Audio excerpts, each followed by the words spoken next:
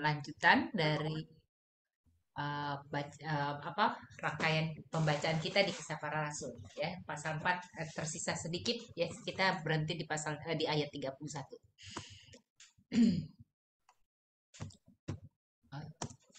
Oke, kita akan membaca bersama-sama, mencermati bersama-sama.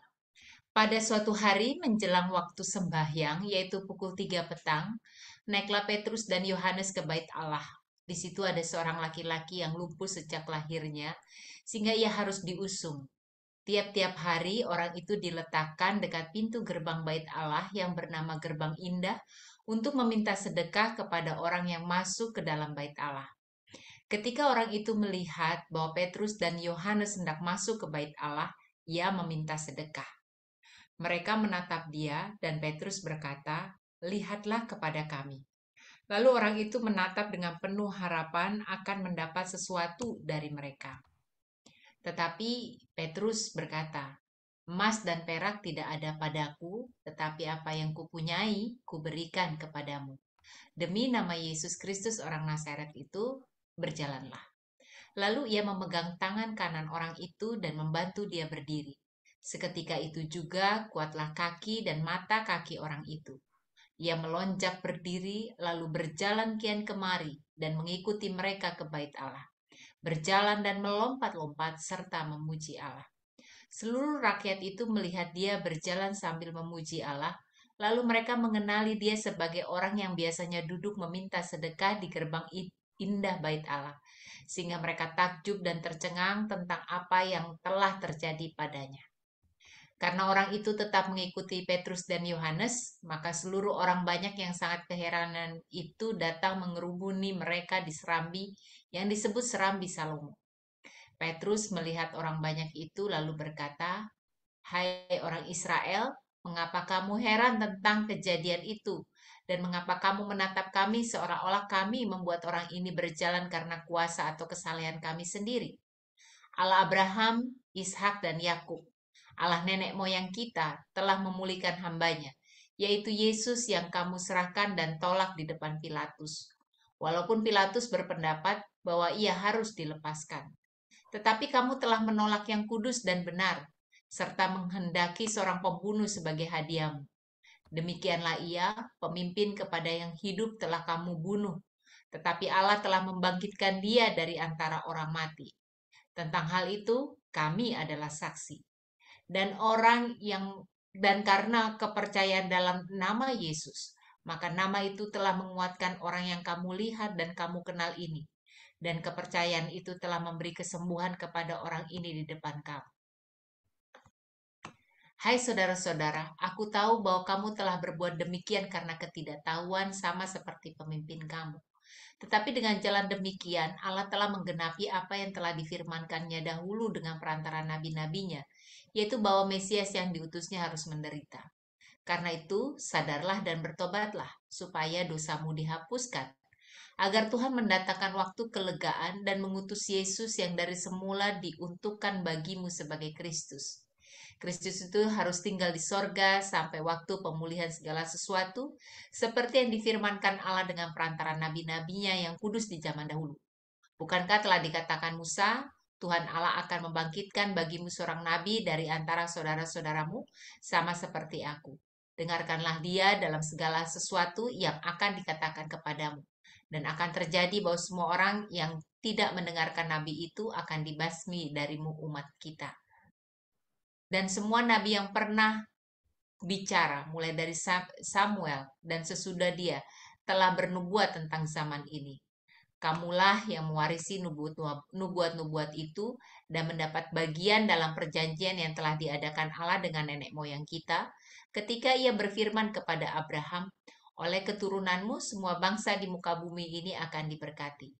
Dan bagi kamulah pertama-tama Allah membangkitkan hambanya dan mengutusnya kepada kamu supaya ia memberkati kamu dengan memimpin kamu masing-masing kembali dari kejahatan. Ketika Petrus dan Yohanes sedang berbicara kepada orang banyak, mereka tiba-tiba didatangi imam-imam kepala dan kepala pengawal bait Allah serta orang Saduki. Orang-orang itu sangat marah karena mereka mengajar orang banyak dan memberitakan bahwa dalam Yesus ada kebangkitan dari antara orang mati. Mereka ditangkap dan diserahkan ke dalam tahanan sampai keesokan harinya karena hari telah malam. Tetapi di antara orang yang mendengar ajakan itu banyak yang menjadi percaya sehingga jumlah mereka menjadi kira-kira 5.000 orang laki-laki. Pada keesokan harinya, pemimpin-pemimpin Yahudi serta tua-tua dan ahli-ahli Taurat mengadakan sidang di Yerusalem dengan imam besar Hanas dan Kayafas, Yohanes dan Alexander, dan semua orang yang termasuk keturunan imam besar. Lalu Petrus dan Yohanes dihadapkan kepada sidang itu dan mulai diperiksa dengan pertanyaan ini. Dengan kuasa manakah atau dalam nama siapakah kamu bertindak demikian itu?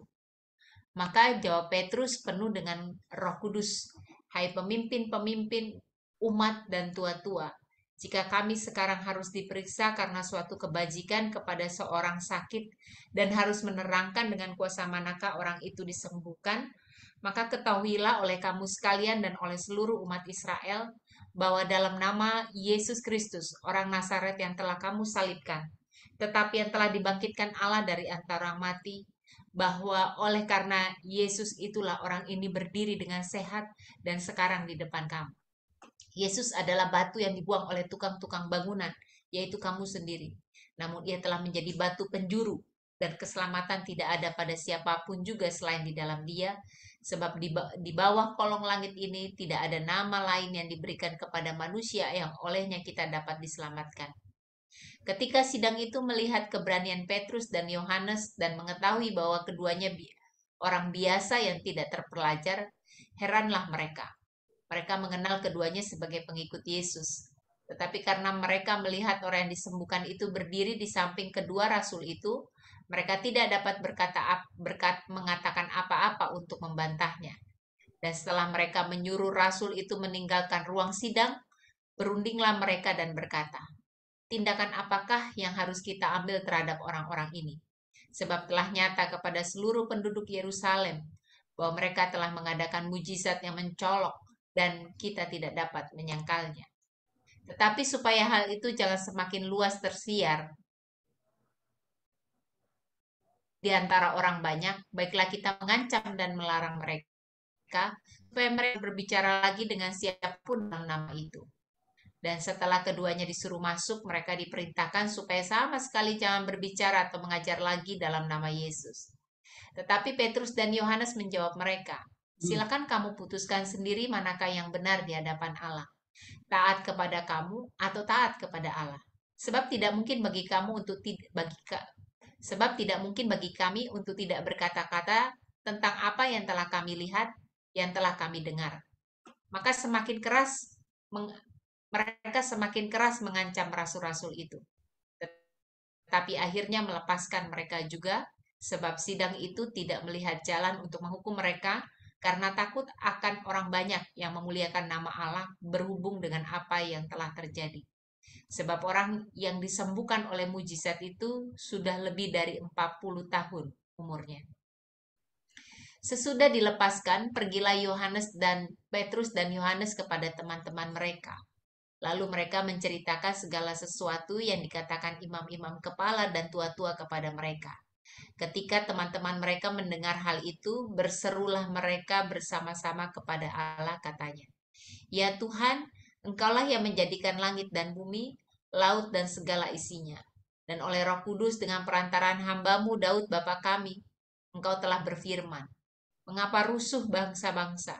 Mengapa suku-suku bangsa mereka-reka perkara yang sia-sia? Raja-raja dunia bersiap-siap dan para pembesar berkumpul untuk melawan Tuhan dan yang diurapinya. Sebab sesungguhnya telah berkumpul di dalam kota ini Herodes dan Pontius Pilatus beserta bangsa-bangsa dan suku-suku bangsa Israel melawan Yesus, hambamu yang kudus, yang engkau urapi, untuk melaksanakan segala sesuatu yang telah engkau tentukan dari semula oleh kuasa kehendak-Mu.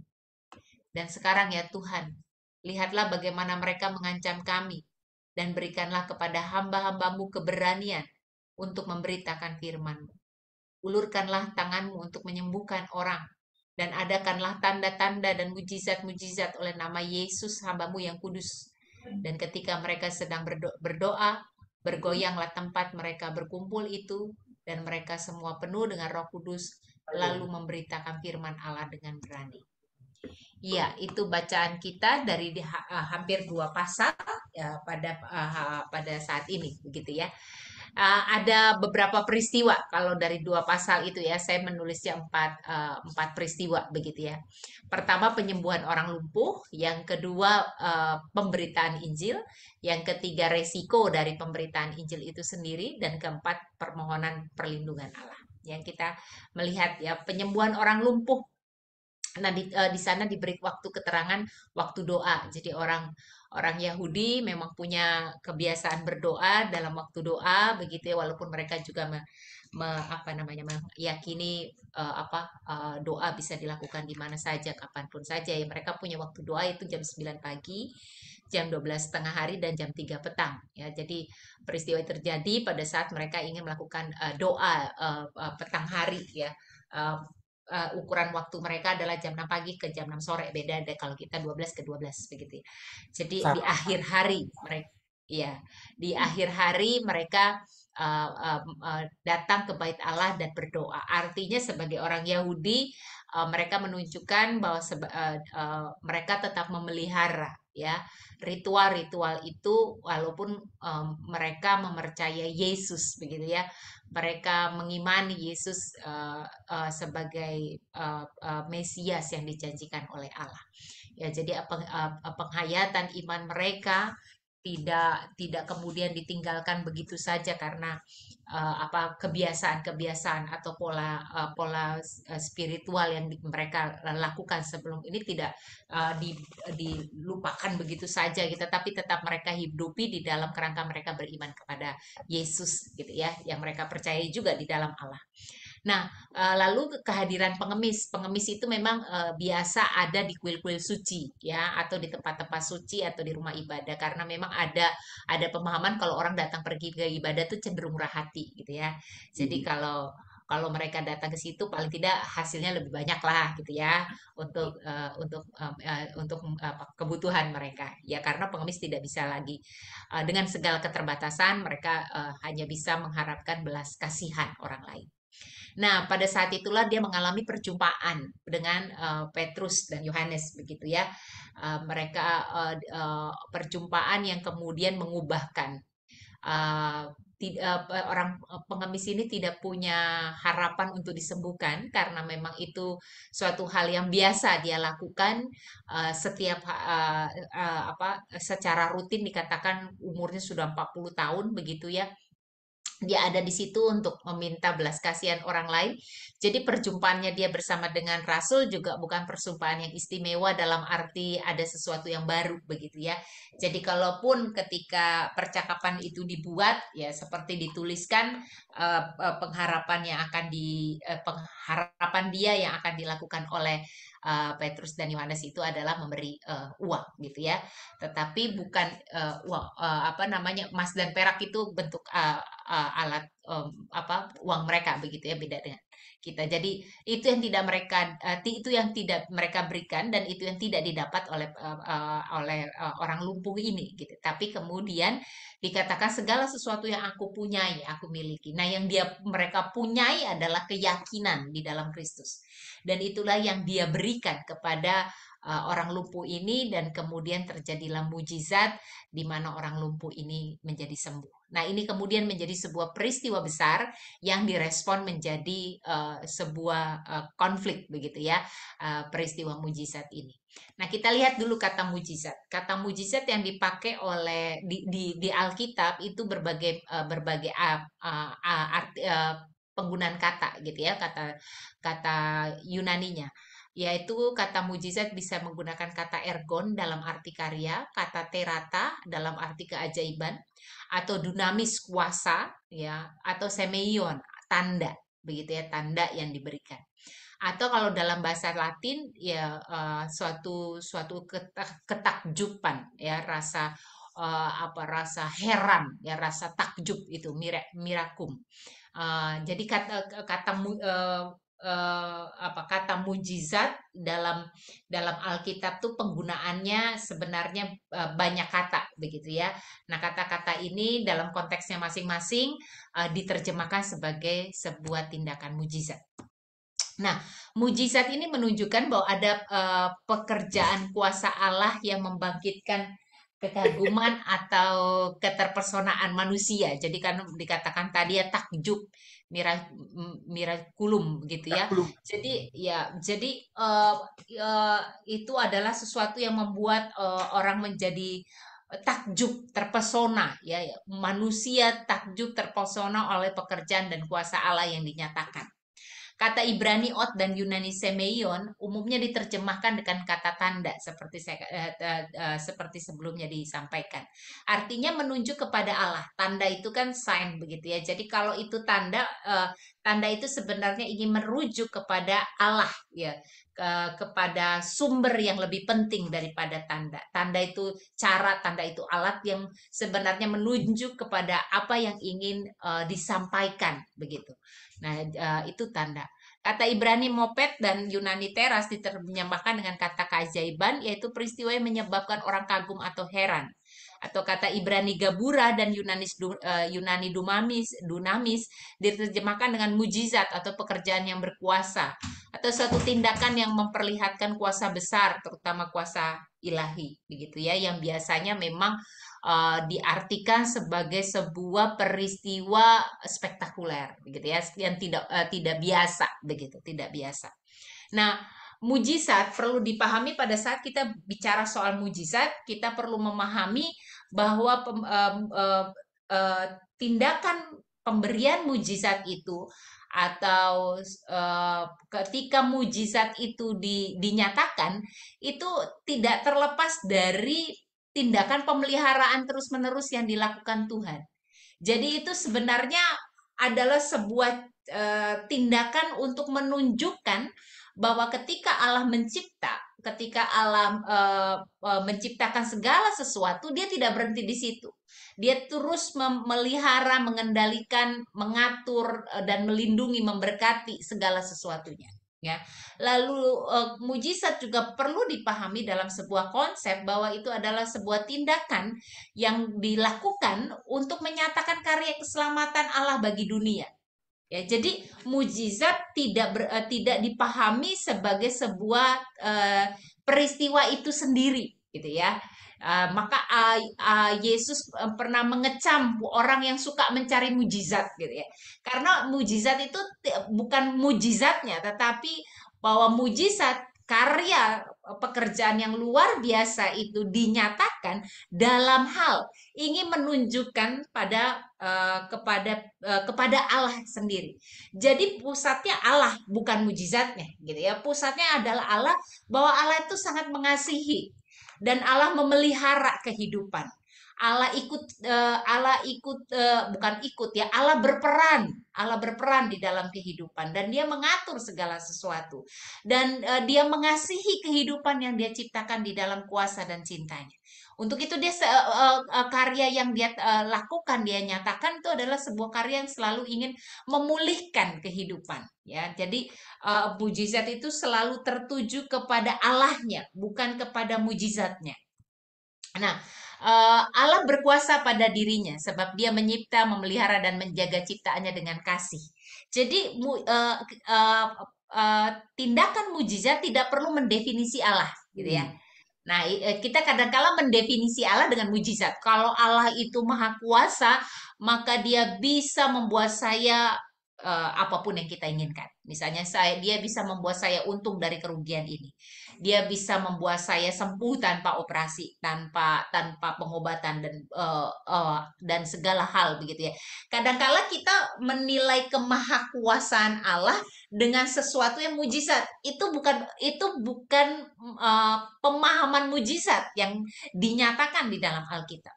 Allah itu berkuasa uh, pada dirinya. Jadi kekuasaan Allah itu tidak ditentukan oleh mujizat yang mau dia lakukan, tapi pada dirinya dia berkuasa. pada dirinya dia punya kemampuan untuk melakukan segala hal. Karena di dalam dirinya lah, di dalam kuasa, dia menciptakan dan memelihara ciptaannya. Jadi kita tidak perlu membalik. Kalau dibalik itu adalah Allah berkuasa jika, gitu ya. Jika dia melakukan sesuatu yang tidak bisa saya lakukan, atau dia bisa memungkinkan sesuatu yang pada saat ini hidup saya berada di tengah kesulitan. Enggak, bahwa apapun yang saya lakukan, saya alami dalam hidup ini, bahkan kalaupun saya sakit sampai meninggal karena sakit itu, Allah tetap berkuasa. Ya, jadi misalnya saya sakit, saya minta disembuhkan nggak sembuh, lalu itu tidak kemudian menjadi sebuah definisi, oh kalau kayak gitu Allah nggak berkuasa ya, nggak. Allah tetap berkuasa apapun yang saya alami dalam hidup. Jadi mujizat bukanlah alat untuk menunjukkan Allah itu berkuasa atau tidak, karena dia pada dirinya berkuasa. Dan mujizat sebenarnya alat untuk menunjukkan sebagai tanda bahwa Allah itu berkuasa, begitu ya. Bukan Nah, alat pun. mujizat yang terbesar yang mau dinyatakan oleh para rasul Allah itu sendiri gitu loh. Ya, yaitu Yesus Kristus yang nyata di dalam apa penggenapan janji Allah, nubuatan Allah akan hadirnya seorang Mesias yang menyelamatkan dunia ini, yaitu Yesus Kristus. Dan itulah yang dinyatakan oleh rasul gitu ya, Petrus dan Yohanes begitu dia dalam khotbahnya Petrus begitu di Serambi Salomo itu bahwa Yesus yang kamu adili itu dengan tidak adil, bahwa Yesus yang kamu siksa itu lalu mati itu bangkit, dan itulah kemujizatan gitu ya. Kematian dan kebangkitan Yesus adalah mujizat kasih Allah, dan itu mujizat terbesar dari tindakan Allah itu sendiri yang memberikan hidup untuk menyelamatkan. Maka merujuk kepada yang pertama tadi, bahwa ini dari sikapnya Allah yang ingin memelihara, melindungi dan memberkati begitu ya. Jadi konsep mujizat tidak pernah lepas dari itu.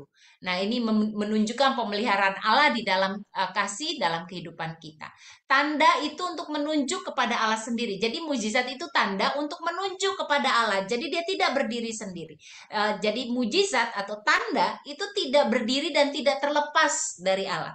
Dia hanya sign, dia hanya ingin menunjuk bahwa kalau ini terjadi semuanya datang dari Allah. Supaya orang tidak teralih, tidak kedistrak, bahwa orang kemudian berpusat kepada tanda, berpusat kepada mujizat, lalu lupa Allah. Kalaupun ingat Allah, Allahnya kemudian dijadikan tadi seperti saya katakan, dijadikan syarat begitu ya untuk menunjukkan kuasanya lewat mujizat. Itu terbalik gitu ya. Bahwa tanda justru kita akan melihat, oh inilah luar biasanya Allah. Maka dilakukan mujizat itu bisa dilakukan dan bisa tidak dilakukan begitu ya. Karena dia tidak menentukan siapa Allah, itu juga tidak menentukan kekuasaan Allah dalam kehidupan kita sebagai ciptaannya. Dia dilakukan jika memang diperlukan. Diperlukan dalam hal apa? Diperlukan dalam pada saat itu memang orang harus mengenal siapa Allah. Orang harus mempercayai sebagai pemberitaan siapa Allah untuk mempercayai. Kalau memang situasinya perlu memang dibutuhkan mujizat itu dilakukan, ya dilakukan, sehingga mujizat tidak pernah dilakukan sebagai suatu bentuk show off ya, atau pamer kekuasaan. Wah, Allah saya lebih hebat daripada Allah kamu, begitu ya, bukan. Tetapi setiap mujizat dinyatakan dengan maksud, dan maksudnya itu selalu tertuju, terpusat kepada Allah itu sendiri. Nah, maka pada saat peristiwa penyembuhan orang lumpuh, tidak berhenti kepada penyembuhan orang lumpuh, tetapi soal pemberitaan Injil. Itu yang dilakukan oleh Petrus, ya, dia berkhotbah begitu ya. Bagaimana ia menjelaskan karya pemeliharaan Allah ini sebagai bentuk karya penyelamatan di dalam Kristus. Dan kalau ditanya apa yang menjadi sumber kekuasaan mereka untuk menyembuhkan, ya itu di dalam nama Yesus ya, dan itu dinyatakan dengan jelas oleh para rasul. Maka lewat pemberitaan itu dia menyatakan bahwa Yesus itu adalah orang yang yang menggenapi nubuatan Allah. Jadi para murid ingin meneguhkan kembali bahwa mempercayai Yesus sebagai Mesias adalah tindakan yang tepat, adalah pilihan yang tepat. Jadi peristiwa kematian dan peristiwa kebangkitannya itu yang kemudian menjadi dasar para murid untuk menunjukkan kepada semua orang atau memberitakan kepada semua orang bahwa Yesus itu sesungguhnya adalah Mesias. Kalau kita pelajari di Injil-Injil, kita tahu ya bagaimana identitas Yesus selalu dipertanyakan. Bahkan kematian dia tidak terlepas dari pertanyaan siapakah kamu, begitu ya. Sehingga menimbulkan banyak polemik dari siapakah Yesus sesungguhnya. Maka pasca peristiwa kematian dan kebangkitan, para murid memberitakan Injil itu meneguhkan kembali tentang identitas Yesus. Dan mereka para murid ingin mengatakan bahwa Yesus itu sungguh adalah anak Allah. Dia sungguh adalah Mesias yang dijanjikan. Dia adalah penggenapan nubuat dari nabi-nabi dari zaman dulu sampai sekarang. Dan mempercayai dia sebagai juru selamat yang menyelamatkan dunia adalah sebuah pilihan dan tindakan yang tepat. Maka kemudian para rasul, kemudian Petrus mengulang kembali peristiwa Yesus sebagai penggenapan nubuatan mesianik lewat kematian dan kebangkitannya. Ini yang menjadi pesan pentingnya gitu ya. Pesan pentingnya yang mau disampaikan. Jadi bukan tandanya lumpuh berjalan saja yang dilihat, tetapi bahwa ada orang yang lumpuh lalu berjalan itu menjadi alat untuk melihat bahwa itu dilakukan di dalam kuasa Allah, di dalam kuasa Yesus yang mati oleh karena kamu. Kuasa Yesus itu punya kekuatan dan kuasa yang memelihara kehidupan ini. Maka pilihan hidup untuk percaya adalah pilihan hidup yang tepat. Maka kemudian itu dilanjutkan dengan sebuah panggilan pemberitaan agar setiap orang memilih untuk percaya kepada Yesus dan memilih bertobat. Pertobatan itu adalah diawali dengan sebuah pemahaman baru siapa Yesus, pengetahuan baru, dan kemudian pemahaman ini membuat orang memilih untuk mempercayai dia sebagai juru selamat. Itu sebabnya mujizat dilakukan. Ya, jadi mujizat dilakukan supaya kemudian orang percaya. Jadi ini adalah tanda untuk meyakinkan kita bahwa Allah itu di dalam belas kasihannya, di dalam cintanya memberikan Yesus sebagai juru selamat, sang putra hambamu yang setia. Ya, jadi ini panggilan untuk percaya dan menghidupi pertobatan. Nah, pertobatan itu diawali dengan pengetahuan yang mencerahkan lewat pemberitaan para rasul, begitu ya, pemberitaan Petrus. Mereka menjelaskan siapa Yesus kembali dan meneguhkan identitas Yesus dengan pengalaman hidup dan kuasa yang dinyatakan oleh Yesus. Maka perubahan akal budi akan mengarahkan pada perubahan cara lama menuju cara baru. Ya, bagaimana taat kepada Allah, mempercayai dia di dalam kehidupan. Ini yang ditunjukkan oleh para rasul ketika para rasul diminta untuk berdiam dan tidak lagi memberitakan tentang Yesus. Jawaban mereka adalah, menurut kamu pilihannya mana? Lebih baik taat sama Allah atau lebih baik taat sama manusia gitu. Dan kami memilih taat kepada Allah. Jadi ini sebuah cara baru yang ditunjukkan oleh para murid, para rasul gitu ya. Bagaimana mereka memilih hidup mereka untuk berpegang kepada Allah. Kalau cara baru ini disandingkan dengan para murid yang dulu, kita bisa merasakan atau kita bisa melihat bagaimana sebuah pilihan yang sangat bertolak belakang.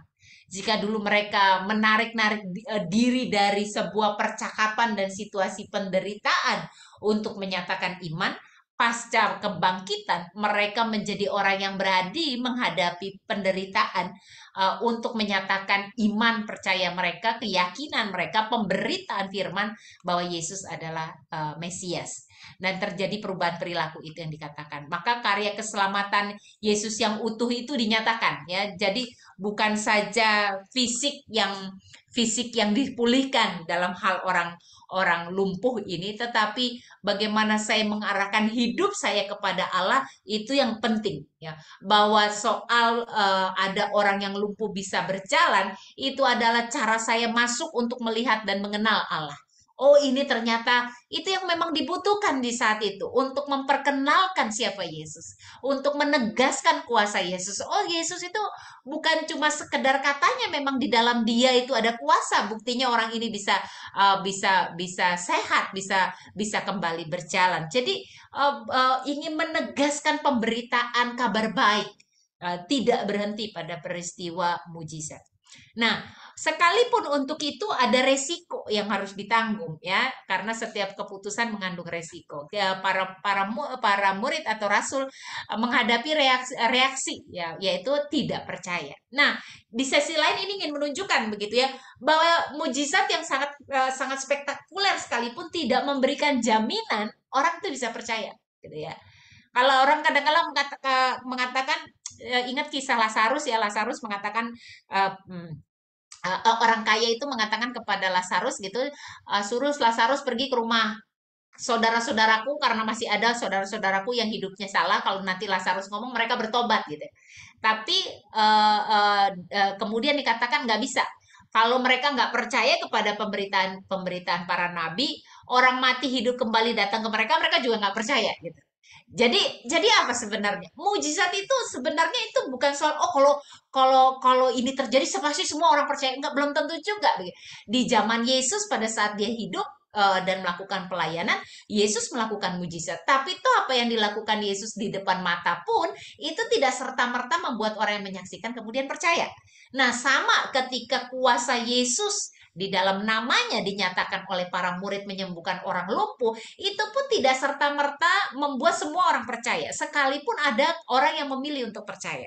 Dikatakan ditambahkan jumlah mereka 5.000 orang laki-laki ya yang mengikut Yesus.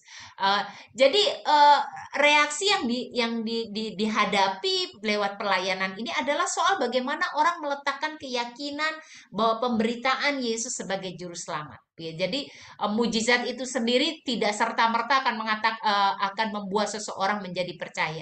Toh kita bisa lihat apa yang dilakukan para murid tetap menjadi orang-orang memilih untuk tidak percaya kepada pemberitaan yang mereka katakan. Nah, reaksi yang dihadapi adalah kemarahan karena ini menyangkut kepentingan, ya. Takut ada huru-hara. Ya, jadi mereka dengan keras begitu ya, dengan keras berupaya membungkamkan para rasul Petrus, Yohanes begitu ya untuk tidak memberitakan kembali Yesus karena ini soal kepentingan, soal kepentingan diri, kepentingan kelompok, apalagi orang Saduki yang punya kepentingan politis juga begitu ya. Nah, ini soal kepentingan sehingga mereka karena kepentingan apa saja bisa bisa mereka lakukan termasuk menghambat kebenaran itu sendiri. Ya, lalu ini yang menjadikan reaksi yang mereka hadapi adalah kemarahan. Nah, di sisi lain memang bahaya mengintai keselamatan diri menjadi ancaman. Tapi toh resiko ini siap mereka tanggung sebagai rasul Tuhan. Mereka tidak lagi lari dan bersembunyi. Karena apa? Ya karena pekerjaan Tuhan yang meneguhkan mereka akan hal ini. Dan itu dinyatakan oleh refleksi iman selanjutnya mereka sebagai para murid. Ya, kalau di minggu lalu kita lihat bagaimana mereka berkumpul, berdoa, dan memaknai kehidupan mereka sebagai umat percaya, ya kembali kita ditegaskan di sini bahwa pengalaman kita memberitakan firman dan mendapatkan afirmasi peneguhan untuk memberitakan firman dengan setia, bahkan ketika berhadapan dengan sebuah tantangan dan resiko dari sebuah pilihan, kehadiran orang lain ini memberikan kekuatan buat kita. Maka saya mengatakan bahwa pemberitaan firman itu selalu diawali dalam sebuah komunitas. Yesus datang saja mengawali pelayanannya dengan mencari murid. Karena komunitas membuat kita kembali dikuatkan, bahkan menghadapi resiko dari sebuah pilihan untuk memberitakan firman.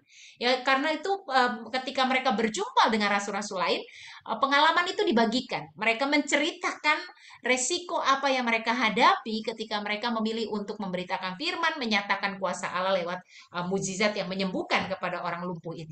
Dan mereka kemudian berdoa, mohon pertolongan Tuhan supaya melindungi mereka, dan dengan khusus mereka mengatakan beri kami keberanian ya untuk memberitakan firman. Jadi setelah doa itulah kemudian dikatakan mereka menjadi orang yang berani, semakin berani begitu ya, apa memberitakan firman. Ya, lalu mereka juga menyerahkan bagaimana kuasa mujizat Allah dilakukan, tapi bukan mujizat itu sendiri, tetapi agar berpusat kepada Allah yang berkuasa untuk dikenal oleh semakin banyak orang. Jadi pusatnya adalah pemberitaan Injil supaya orang mengenal siapa Yesus. Pusatnya itu.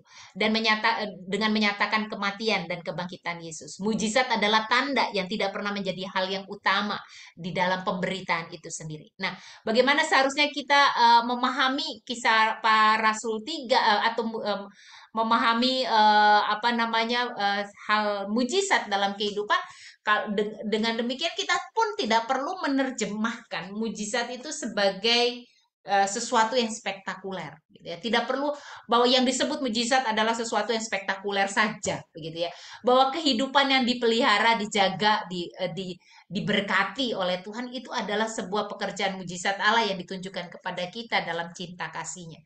Karena mujizat terbesar kematian dan kebangkitan Yesus itu sendiri. Nah, di dalam Kisah Para Rasul 3 ayat 1 sampai 4 ayat 31 kita melihat mujizat yang dinyatakan adalah tanda untuk menunjukkan pada Yesus yang berkuasa, Yesus yang mati dan Yesus yang bangkit.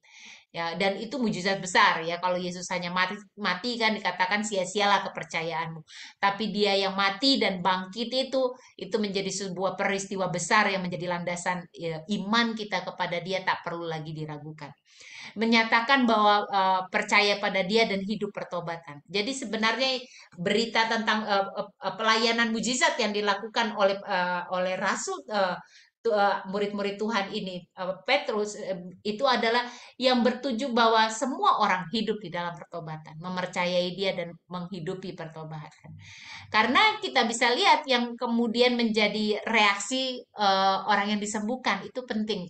Kadangkala diabaikan karena peristiwa dia bisa berjalan. Setiap orang yang kita lihat ya, setiap peristiwa mujizat itu dinyatakan dan orang yang menerima mujizat itu mengalami perubahan di dalam hidupnya, kita bisa lihat bahwa reaksi mereka memuliakan Tuhan. Nah, ini yang penting gitu ya. Bukan soal sayanya sembuh gitu ya. Tapi soal kemudian saya melihat Tuhan dalam pekerjaan ini. Memuliakan Tuhan menjadi penting dari peristiwa mujizat. Karena kemudian orang diajak untuk melihat Tuhan. Bukan melihat si lumpuh yang bisa berjalan, tapi melihat Tuhan di dalam pekerjaannya. Karena orang tidak bisa lagi menyangkal ada peristiwa orang yang mereka kenal selama 40 tahun telah menjadi lumpuh sekarang berdiri bersama dengan rasul, itu tidak bisa disangkal, maka mereka tidak bisa lagi menyangkal kuasa Yesus yang telah dinyatakan atas diri orang ini. Sehingga kemudian semua orang-orang yang memilih percaya pun memuji nama Allah. Nah, resiko dari pemberitaan Injil adalah bagian yang dijalani dengan penuh syukur dalam berkat Allah yang memelihara dengan cinta. Jadi resiko memang nggak bisa apa ya, nggak bisa dihambat atau nggak bisa dihalau begitu ya. Resiko selalu ada. Dan ini yang menjadi sebuah panggilan kita sebenarnya di masa kini, bagaimana kita juga mempercayai Allah memelihara gitu. Pertanyaannya, mujizat sekarang ada nggak? Pertanyaannya, Allah pelihara apa enggak? Ya, kalau kita bertanya mujizat masih berlangsung pada saat ini tidak begitu ya. Maka pertanyaannya yang saya tanyakan, kita percaya nggak kalau Allah tetap menjaga dan memelihara kehidupan kita? Kalau kita percaya, maka pertanyaan itu dengan sendirinya bisa terjawab begitu ya, bahwa kehidupan kita saat ini sebenarnya kehidupan yang dijaga dan dipelihara Tuhan. Nah, kemudian kita dipanggil untuk menunjukkannya kepada semua orang bagaimana keyakinan kita kepada Allah ini menjadi sumber pemberitaan. Kalaupun itu ada resiko yang harus dihadapi, dialami, ya kita mengalaminya di dalam kuasa Allah. Sama seperti para murid yang berdoa untuk mohon perlindungan dan kemudian terjadi musisat lagi ya, bagaimana tempat mereka berdoa itu bergoyang begitu ya, tempat mereka berkumpul dan mereka penuh dengan Roh Kudus adalah sebuah tanda lagi. Tanda lagi yang meneguhkan para murid bahwa apa? Engkau pun melakukannya itu tidak akan dengan kekuatanmu sendiri. Engkau akan melakukan itu dengan kekuatan Allah. Jadi pada saat mereka merasakan kembali peristiwa itu, mereka merasakan bahwa mereka berada di dalam perlindungan Tuhan. Sehingga itu menjadi tanda buat mereka bahwa mereka melakukan ini tidak dengan kekuatan mereka, tapi Allah menyertai dan melindungi. Dan itu yang memunculkan keberanian dalam diri mereka untuk menjadi rasul-rasul Tuhan. Itu yang bisa saya sharekan sedikit. Mari kita berdiskusi berkaitan dengan hal ini. Saya stop share. Terima kasih. Terima kasih, Domina. Bapak Ya, Ibu, silakan. demikian menakjubkan pembacaan yang panjang sekali, hampir 2 pasal, diselesaikan dengan baik dan jelas oleh Pendeta Dahlia Vera Arwan. Nah, apabila masih ada hal-hal yang Sudah. ingin diperjelas, mari kita diskusikan. Silakan mengajukan pertanyaan, silakan sharing, dan mungkin memberikan tanggapan atas apa yang sudah disampaikan oleh Pendeta Dahlia. Mari, waktunya disediakan.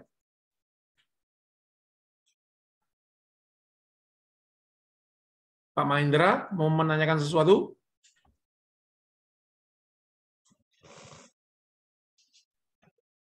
Silakan, Pak. Mungkin bukan pertanyaan, Pak, ya. Jadi mungkin saya berusaha memahami Ya.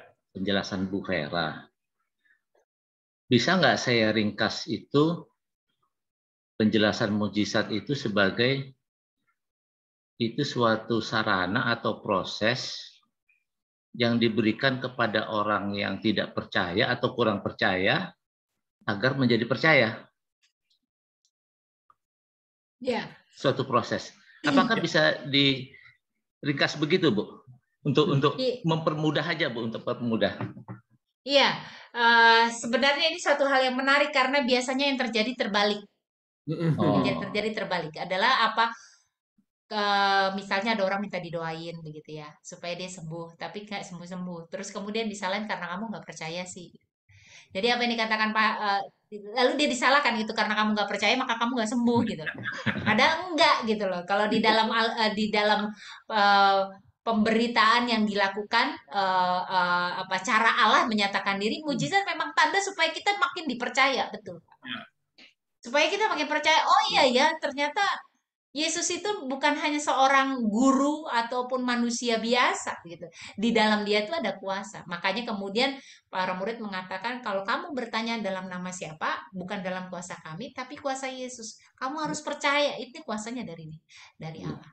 Justru itu memang tanda benar Pak. Saya sih setuju dengan itu. Nggak, saya juga menyimpulkan dari ini, Bu, dari biasanya mujizat-mujizat itu diberikan oleh Tuhan Yesus atau Rasulnya itu kepada orang-orang yang belum percaya atau kurang percaya gitu, biasanya gitu. Kalau di dalam bacaan-bacaan gitu, Bu, ya. Iya, tapi tanpa perlu kemudian mengatakan gini kepada orang, gitu. Tanpa perlu Oh ya, mengatakan begitu. iya, Ya. iya, iya. Karena kita semua adalah orang yang belajar untuk mempercayai, dan kita adalah orang yang memang butuh diteguhkan untuk mempercayai. Tapi bersyukur, sebenarnya kemudian pemahaman kita juga seharusnya bertumbuh juga. Jangan nunggu mujizat dulu baru percaya juga gitu. Ya, bahwa kalau kerangka pemahaman mujizat itu dipahami sebagai cara Allah pelihara kehidupan, maka ya kita juga kemudian mengeluarkan pemahaman mujizat itu dari kotak spektakuler. Ya. Ya, Jadi kalau jadi kalau pendapat saya teruskan bahwa sebetulnya orang percaya tidak perlu mujizat. ya bisa jadi. Kayak Daniel ya Pak. Ya. Daniel. Daniel mengatakan ketika dia dilemparkan ke apa api begitu ya. Api. Daniel tidak dilempar ke api. Bukan Sadra, Mesah, dan Abednego ya. Ya, Sadra, Mesah, kitab Daniel. Tapi bukan Danielnya. Ya, apa namanya dia mengatakan nih, kalaupun Allah membebaskan kami, dia mampu melakukannya. Tapi kalaupun tidak, kami tetap percaya kepada dia. Pada saat mereka memilih menolak untuk menyembah Baal, gitu ya. Yeah. Jadi betul yang dikatakan Pak. Ya, artinya ya walaupun mungkin kan kita tahu ya ini adalah proses awal ya. Para rasul ini memberitakan di masa-masa awal pemberitaan Injil yang harus mereka nyatakan kepada dunia begitu ya, memberitakan ini. Ya, mungkin saat ini gitu ya, pada saat ini kita juga nggak perlu ngukur itu semua dengan mujizat begitu ya. Tahu kalau kita bisa melihat hidup kita hari ini sebagai sebuah mujizat juga adalah kita bisa lihat ya bahwa sebenarnya ya Allah tetap ada begitu ya. Kita perlu melepaskan juga kotak wow factor dari definisi mujizat itu sendiri. Begitu. Terima kasih Pak Hendra. Domina, kalau boleh sedikit nambahin. Saya Silakan. menggarisbawain tadi bahwa mujizat tidak pernah berdiri sendiri. Ya, Dan mujizat dilakukan bukan demi mujizat itu sendiri. iya, Tapi apa yang ada di balik mujizat itu yang penting, yaitu supaya nama Allah dipermuliakan. iya. Ketika Pak Mahendra mengatakan mujizat dilakukan kepada orang yang tidak percaya, mungkin iya. Tetapi untuk terjadinya mujizat perlu respon dari yang bersangkutan. Meskipun mujizat ini memuliakan nama Allah itu tidak ditujukan hanya pada orang yang mengalami mujizat.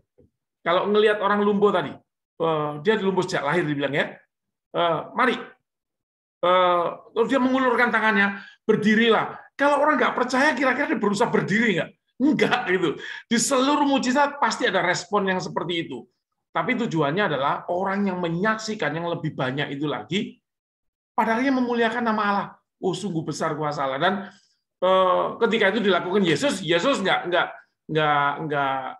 mengatasnamakan yang lain. Dia mengatasnamakan dirinya karena dia Allah. Tetapi Petrus dan Yohanes lihat,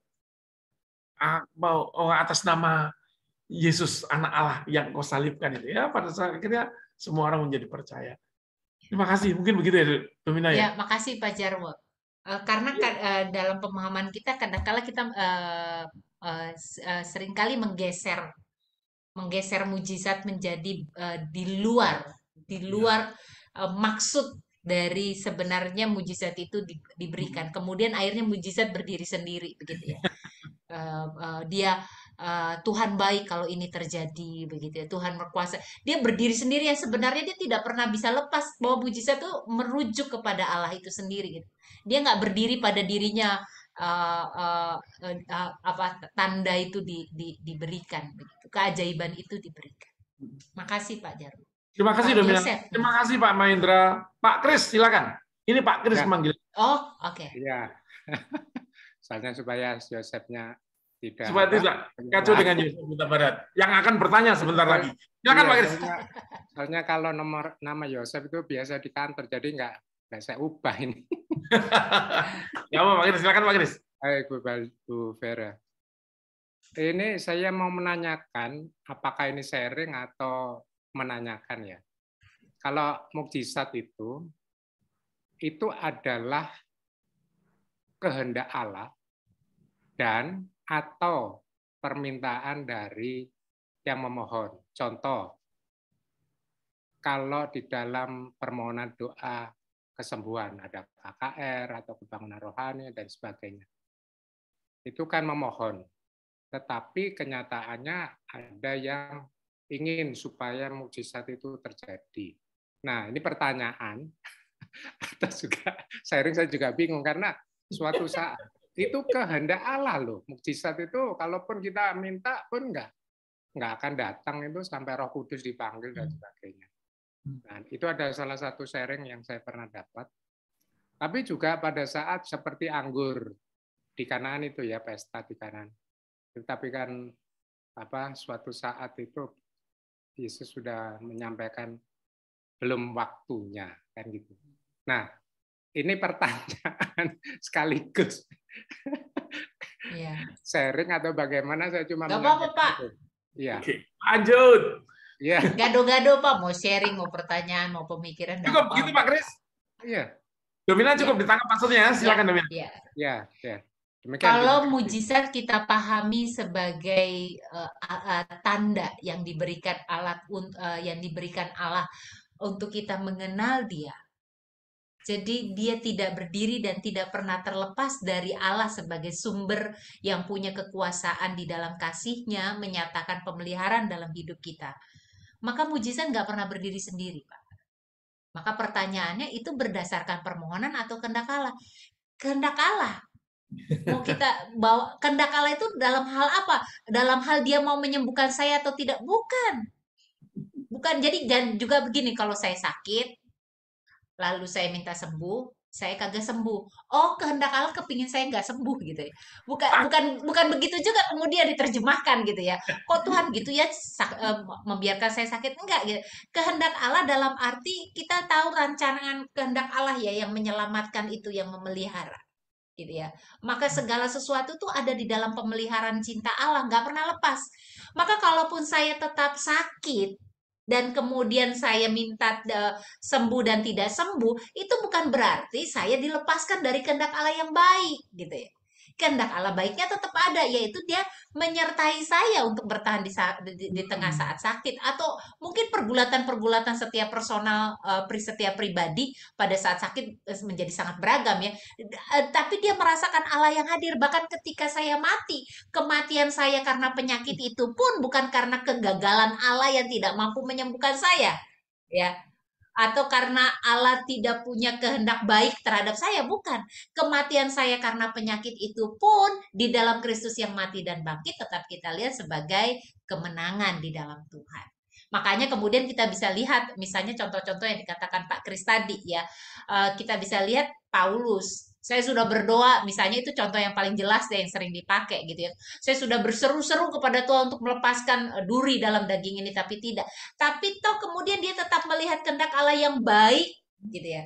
Agar aku bisa merendahkan hati dan tidak mencombongkan diri untuk tetap berpaut kepada Allah. Dia tetap melihat Allah di sana. Jadi kondisi kita pada saat kita memohon itu tidak mengubah siapa Allah. Ya.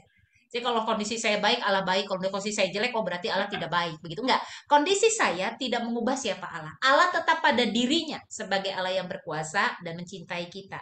Nah, kalau kondisi saya tidak berubah, Allah yang maha kuasa dan mencintai itu tetap menyertai saya dengan kondisi yang saya miliki saat ini. Yang mungkin saya ingin ubah, tapi ternyata harus saya jalani. Misalnya kayak itu. Seperti itu, Pak Kris. Ya, terima kasih. Karena suatu Sama-sama. saat ya, kalau saya merasa bahwa ini bukan saya minta untuk disembuhkan, pasti kalau nggak disembuhkan ngedumel kan gitu ya. Pasti ada suatu. Sama kan Pak, kalau maaf ya Pak, saya potong. Kalau intinya soal permintaan, orang lumpuh itu kan juga nggak minta disembuhkan, Pak. Iya, betul. Iya, iya, benar-benar. Tapi diberikan karena memang ada maksud pada saat itu diberikan, supaya orang kenal siapa Allah dan kuasanya. Ya, terima kasih. Ada beberapa orang sakit yang nggak minta disembuhkan, tapi Tuhan sembuhkan. Jadi memang mujizat itu dilakukan atas kedaulatan Allah, bukan atas kemauan saya.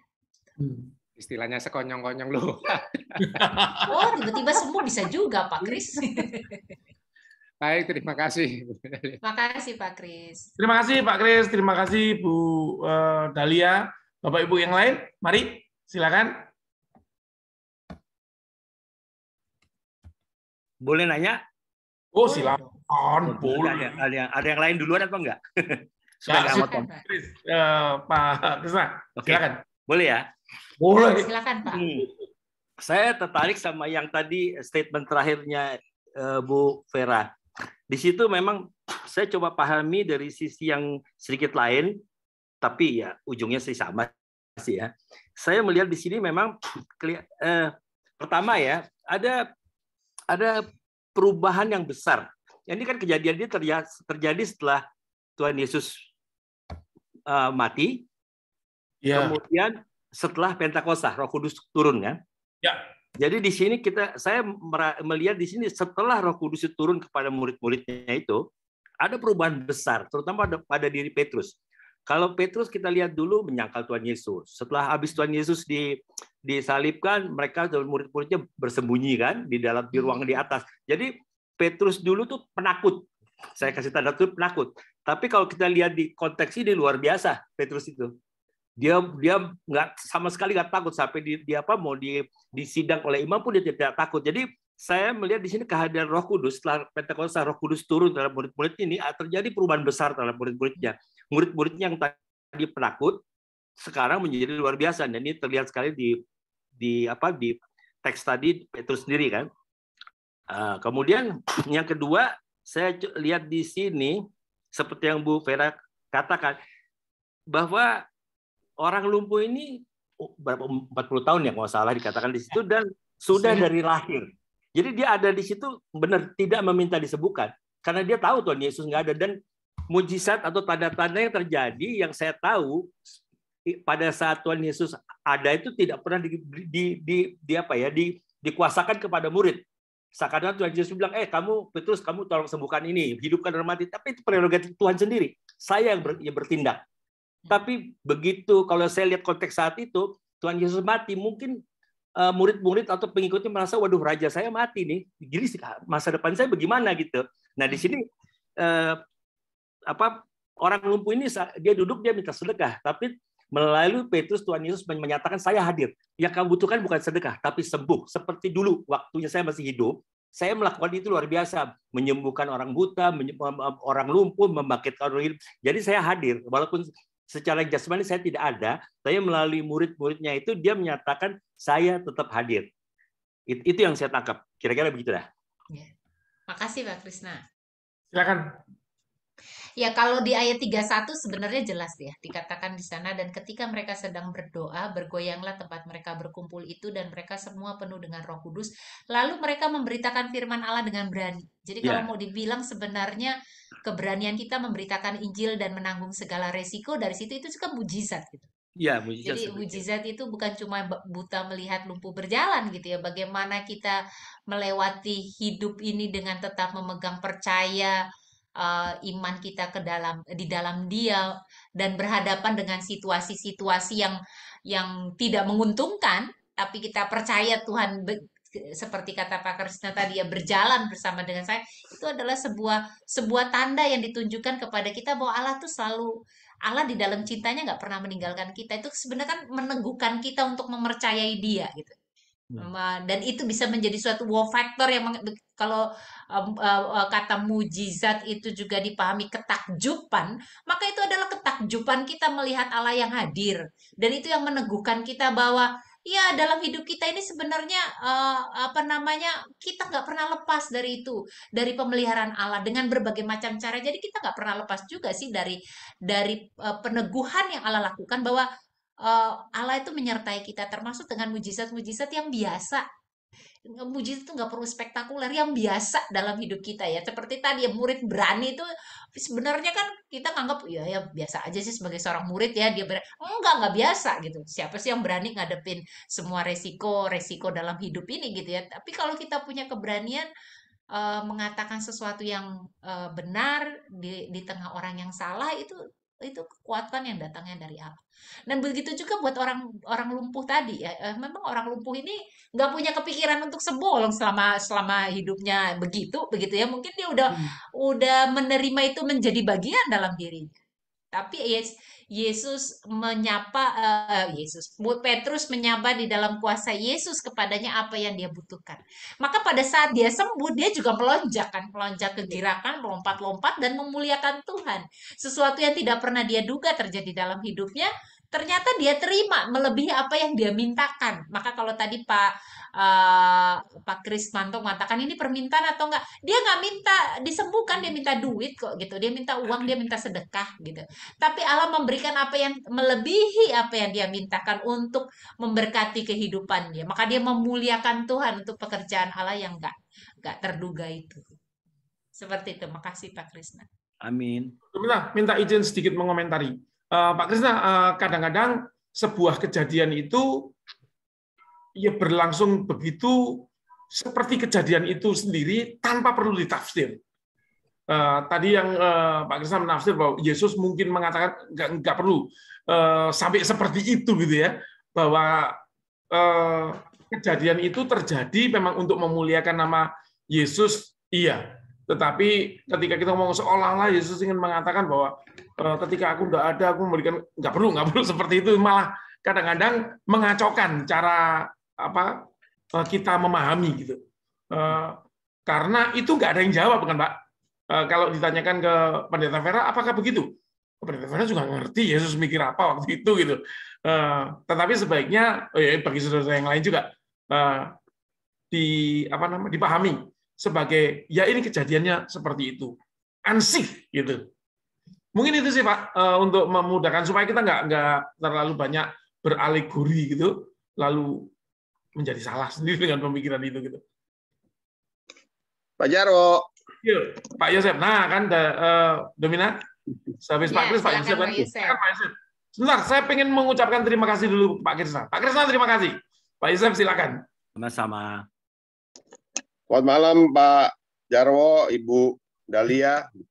Malam Pak Pak. Yusef. Jadi gini, ini saya mau bertanya tapi bukannya saya mau membanding-bandingkan ya. Jadi begini, kalau kita lihat dari ayat 3, itu Yohanes dan Petrus datang ke bait Allah.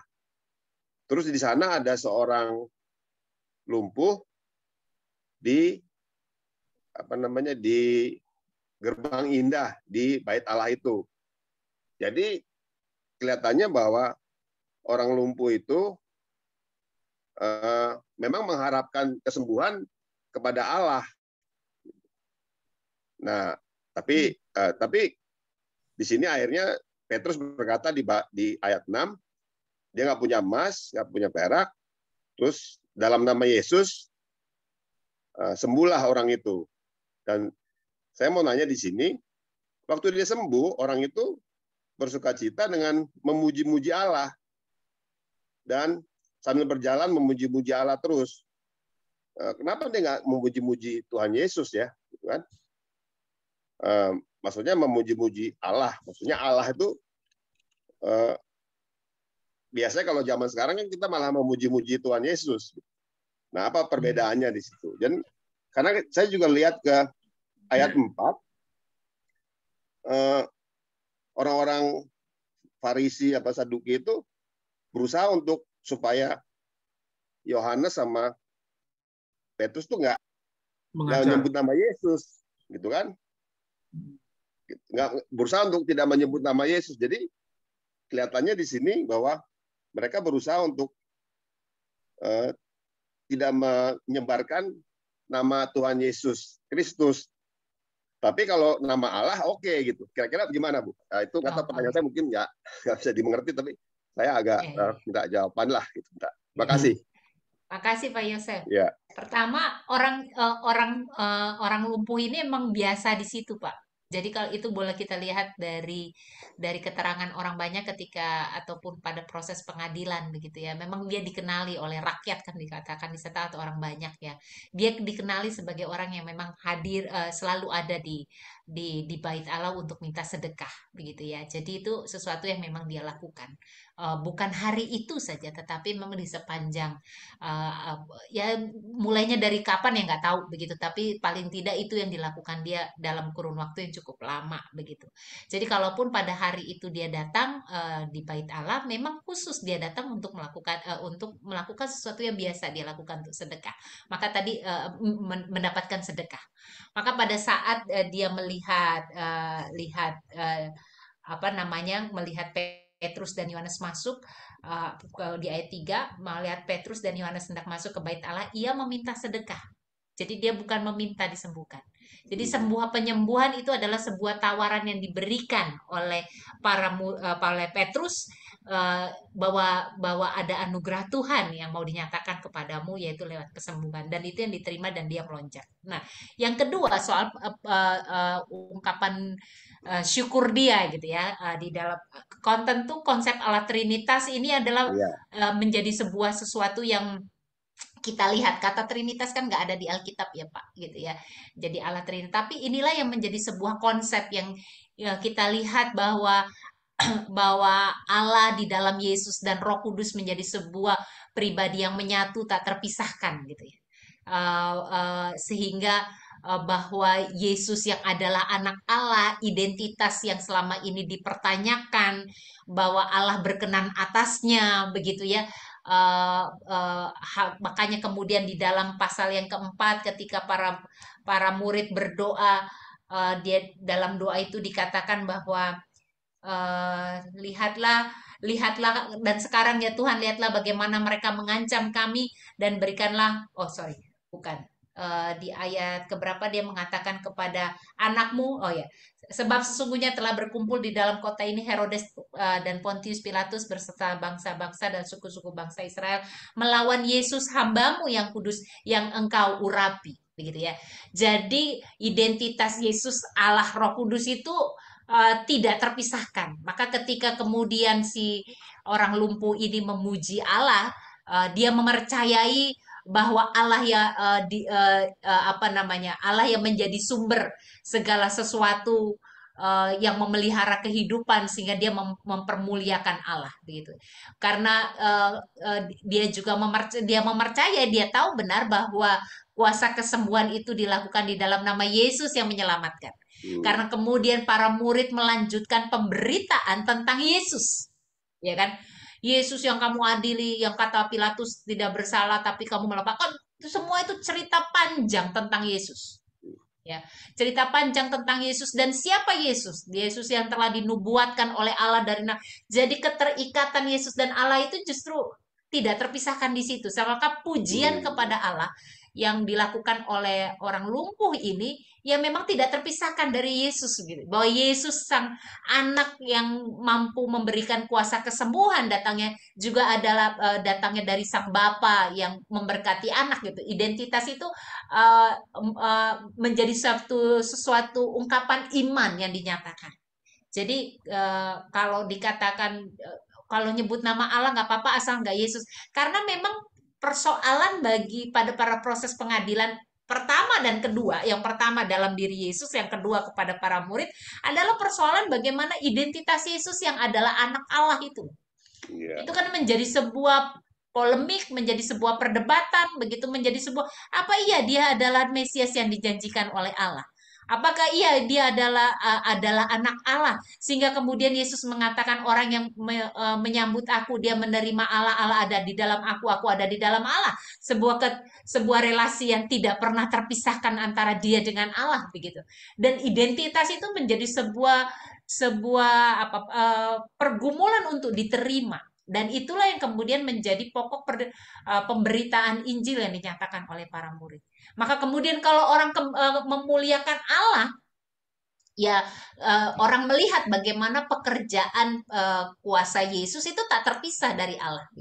Dia adalah orang yang dipakai Allah, dia adalah anak Allah yang mengerjakan misi Allah begitu. Sehingga kemudian kemuliaan dan hormat menjadi sebuah diserahkan kepada Allah di dalam kesatuan pribadi, pemahaman Trinitas yang tumbuh pada saat ini dan kita pahami begitu. Dan itu yang diperkenalkan, itu yang diajarkan gitu. Nah, soal kenapa pengadilan bukan melarang memberitakan nama Allah dan melarang memberitakan nama Yesus, bukan melarang memberitakan nama Allah, karena ini juga menyangkut soal kepentingan politis. Ya, jika kemudian Petrus ini kan mulai mengorek-ngorek proses pengadilan nih, yang dianggap tidak tidak adil gitu ya, tidak tepat kamu memperlakukan Yesus seperti ini, mengganggu soal kestabilan politik, stabilan ekonomi, bukan ekonomi, kestabilan jangan terjadi huru-hara gitu. Karena apa yang dikatakan para murid itu sedang mengcounter apa yang sudah dilakukan di masa lalu dalam proses sebuah pengadilan yang tidak adil itu. Nah, jangan sampai kemudian ini menjadi sebuah pendorong atau sebuah cikal bakal sebuah bentuk kerusuhan, protes orang terhadap apa yang sudah dilakukan. Untuk itu jangan sampai kemudian Yesus dipercayai sebagai anak Allah. Maka kemudian dilaranglah. Di satu sisi itu ya ada kepentingan politis, tapi di sisi yang lain kedua, mereka tidak percaya kalau Yesus itu mati dan bangkit. Sehingga mereka kemudian melarang supaya mereka jangan memberitakan soal Yesus yang mati dan bangkit. Jadi kenapa pelarangan itu dimunculkan? Karena memang ada maksud tujuan mereka. Dari satu sisi mereka tidak percaya, di sisi lain mereka menganggap kalau itu dikembangkan akan terjadi sebuah huru-hara, ketidakamanan begitu ya. Jadi lebih baik dia dibungkamkan supaya ini tidak menjadi sebuah gerakan begitu. Seperti itu Pak Yos. Oh iya. Jadi kalau saya sih percaya di ayat 4 pasal 12 itu kan, dalam keselamatan tidak ada nama siapapun selain di dalam Dia dan seterusnya gitu kan.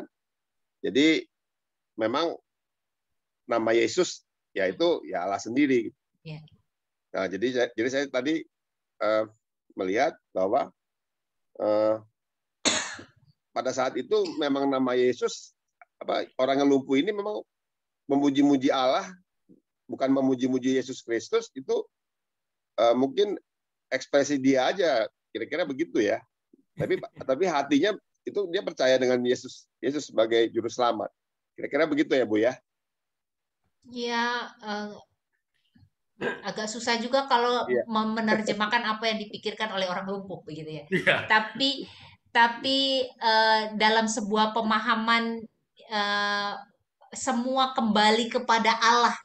Kan Allah yang kita kenal Sang Bapa itu menjadi sesuatu yang dipermuliakan, ya itu yang menjadi sebuah, ya walaupun kemudian kita melihat ya bagaimana Sang Bapa itu mengutus Sang Anak begitu ya, menjadi sebuah relasi yang tak terpisahkan. Karena betul kalau ayat yang Bapak sebutkan di ayat yang ke-12, dia itu siapa? Dia itu Yesus kan. Iya. Bahwa di dalam dia ada keselamatan. Itu artinya sebenarnya para murid ketika bicara soal Yesus, para murid ingin menegaskan pekerjaan Allah dalam diri Yesus. Maka percayalah sama Yesus. Karena dia tidak terpisahkan dari Allah, kuasanya datang dari Allah, dan di dalam dia ada keselamatan yang dinyatakan oleh Allah itu sendiri. Jadi sebenarnya para murid ingin menegaskan pemahaman itu lewat pemberitaan Injil mereka, begitu, dalam misi mereka, begitu Pak. Iya. Terima kasih Bu. Dengan Sama-sama. mujizat-mujizat itu Bu ya, dengan Ya. mujizat-mujizat yang kita Ya. alami, banyak kan mujizat-mujizat di Alkitab ini ya. Ya. Terima kasih Bu ya. Makasih Pak Jelas, Yosef. lebih terbuka. Ya. Ya, Pak Yosef, Makasih. kita tidak bisa merefleksikan pengalaman orang pada saat itu dengan kita sekarang ya.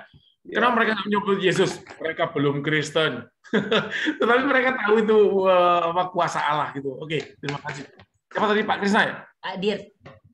Oh iya. Oh, Pak Dik. Pak Jarwo, izin Pak. Oh, Pak Dik, silakan Pak Dik. Oke, Bu Vera. Silakan Pak. Ini terkait dengan mujizat nih Bu, saya tertarik. Ya. Maksudnya gini, waktu itu pun kita tahu Tuhan Yesus juga banyak dihadiri oleh masyarakat atau orang-orang itu karena mereka mengharapkan adanya mujizat juga, selain mereka mendengarkan firman yang Tuhan Yesus sampaikan gitu ya. Nah, sekarang ini kan seperti yang tadi Ibu bilang, mujizat itu bukan hanya penyembuhan atau seperti membangkitkan orang mati, tapi apa yang kita rasakan itu juga sesuatu mujizat gitu. Tapi kan kita tahu juga bahwa KKR itu juga banyak dibanjiri oleh orang-orang, lantas juga penyembuhan itu kalau nggak salah ada di Kalimantan itu pendeta siapa namanya Andi siapa itu kalau nggak salah banyak didatangi nah hal seperti itu gitu. Maksudnya sekarang ini kita nggak bisa pisahkan antara mujizat sama sebagai satu tool ya untuk menarik orang untuk bisa lebih percaya gitu di samping firman-firman Tuhan itu sendiri. Nah, kaitannya kira-kira apa dengan predestinasi gini? Apakah sebenarnya saat ini kira-kira ada orang-orang yang sudah terpilih sekarang ini apakah itu memang sudah orang-orang pilihan atau memang masih ada free kehendak bebas tadi masih berlaku sebenarnya di zaman sekarang ini dengan tidak adanya mujizat gitu Bu. Mohon pencerahannya Bu. Terima kasih. Bentar, apa hubungannya mujizat sama ini? Gini, satu Pak, teologi, terutama teologi GKI. Teologi GKI itu seperti itu memahami mujizat. Maka itu sebabnya di GKI tidak ada itu ibadah kebaktian mujizat begitu ya. Penyembuhan rohani KKR begitu ya. Karena apa? Karena kita memahami konsep mujizat itu seperti itu.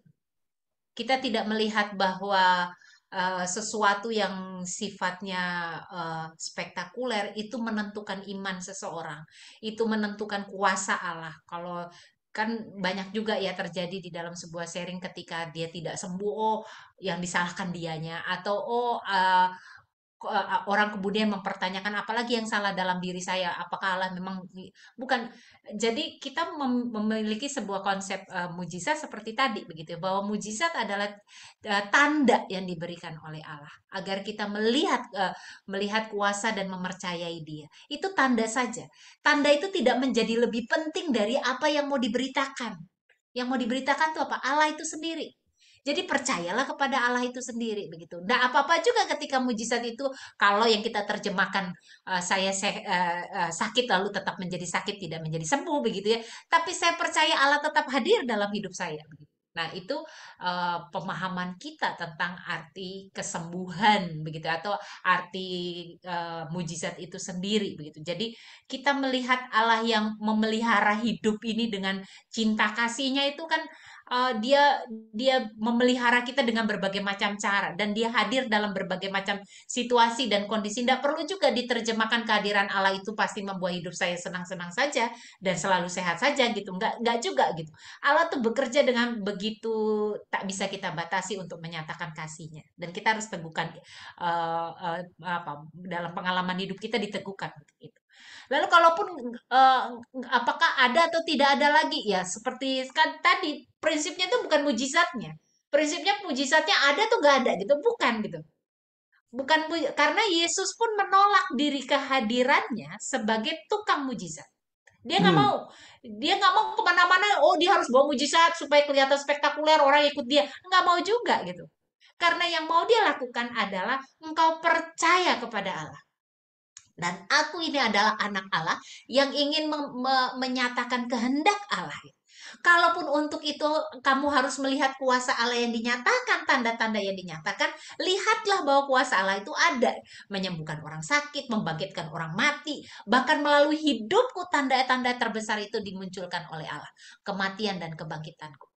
Kebangkitan Yesus begitu ya.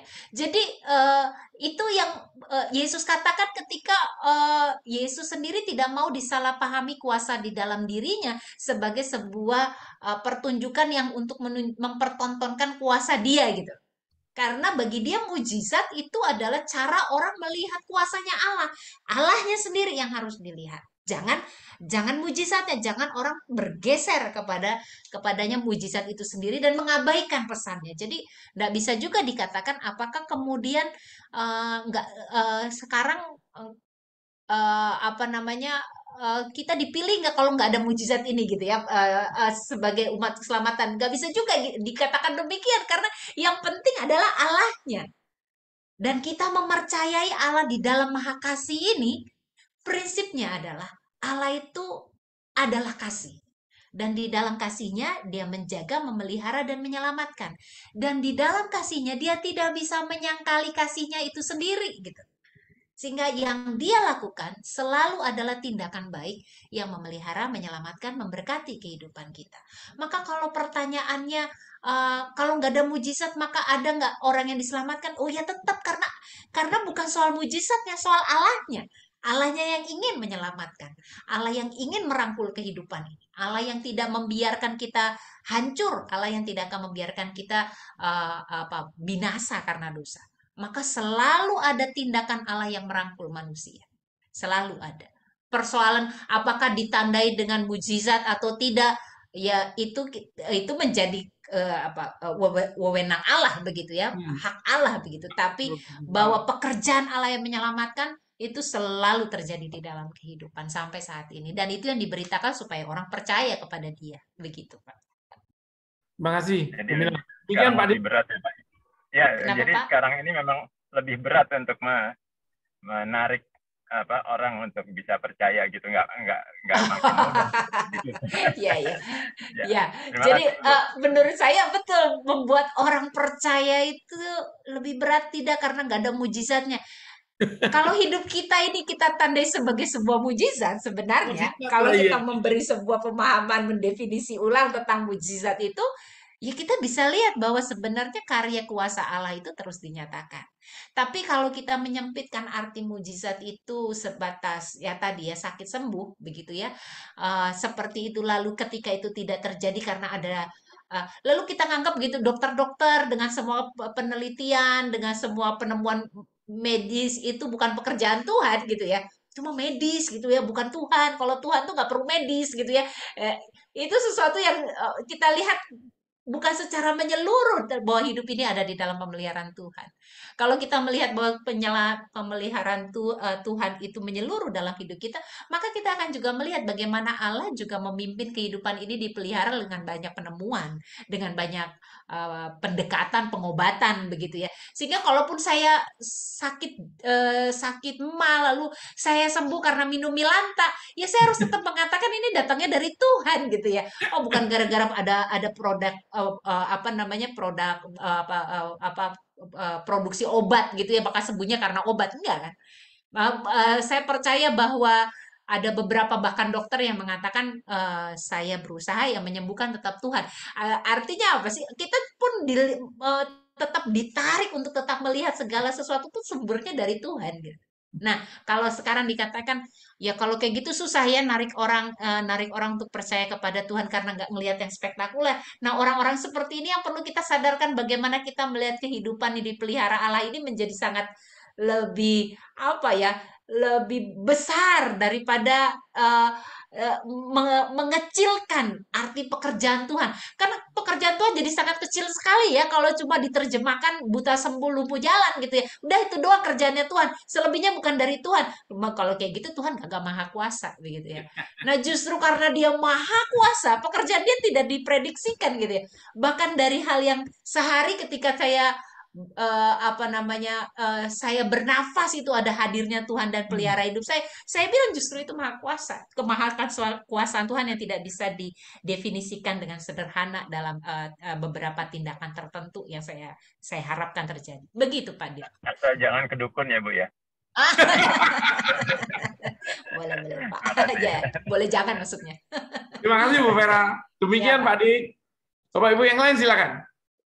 Pak Jarwo, Yuk Pak Krisna, monggo. saya mau komen Pak Jarwo ya. Ya.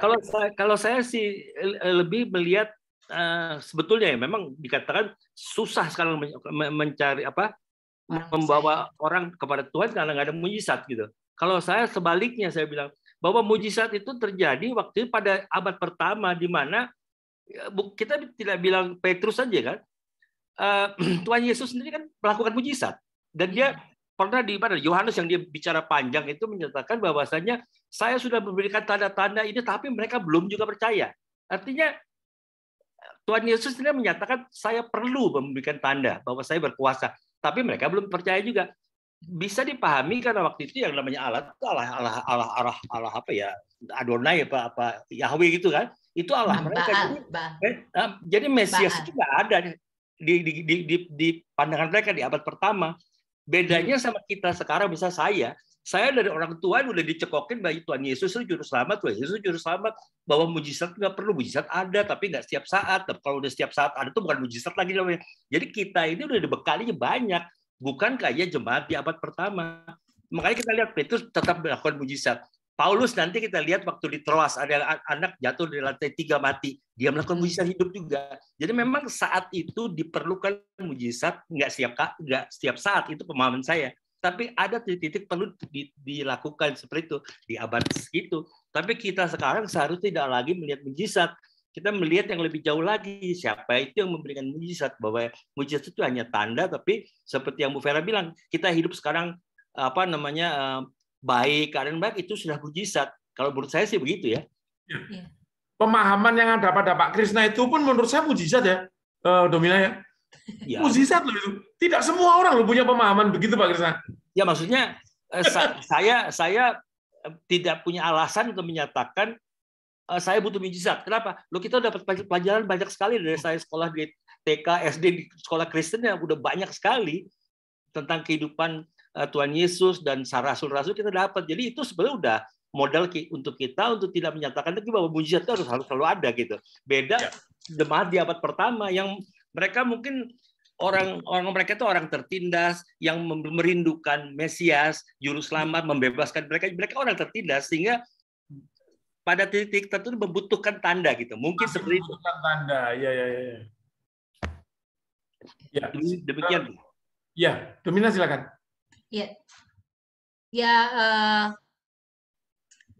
Di perjanjian lama juga kita lihat ya banyak mujizat, Musa membelah laut mati begitu ya, membelah laut begitu ya, kemudian banyaklah mujizat. Jadi tanda itu sebenarnya sekali lagi ya, tanda itu diberikan agar kita boleh mengenal, mempercayai Dia. Jadi pusatnya kepada Allah.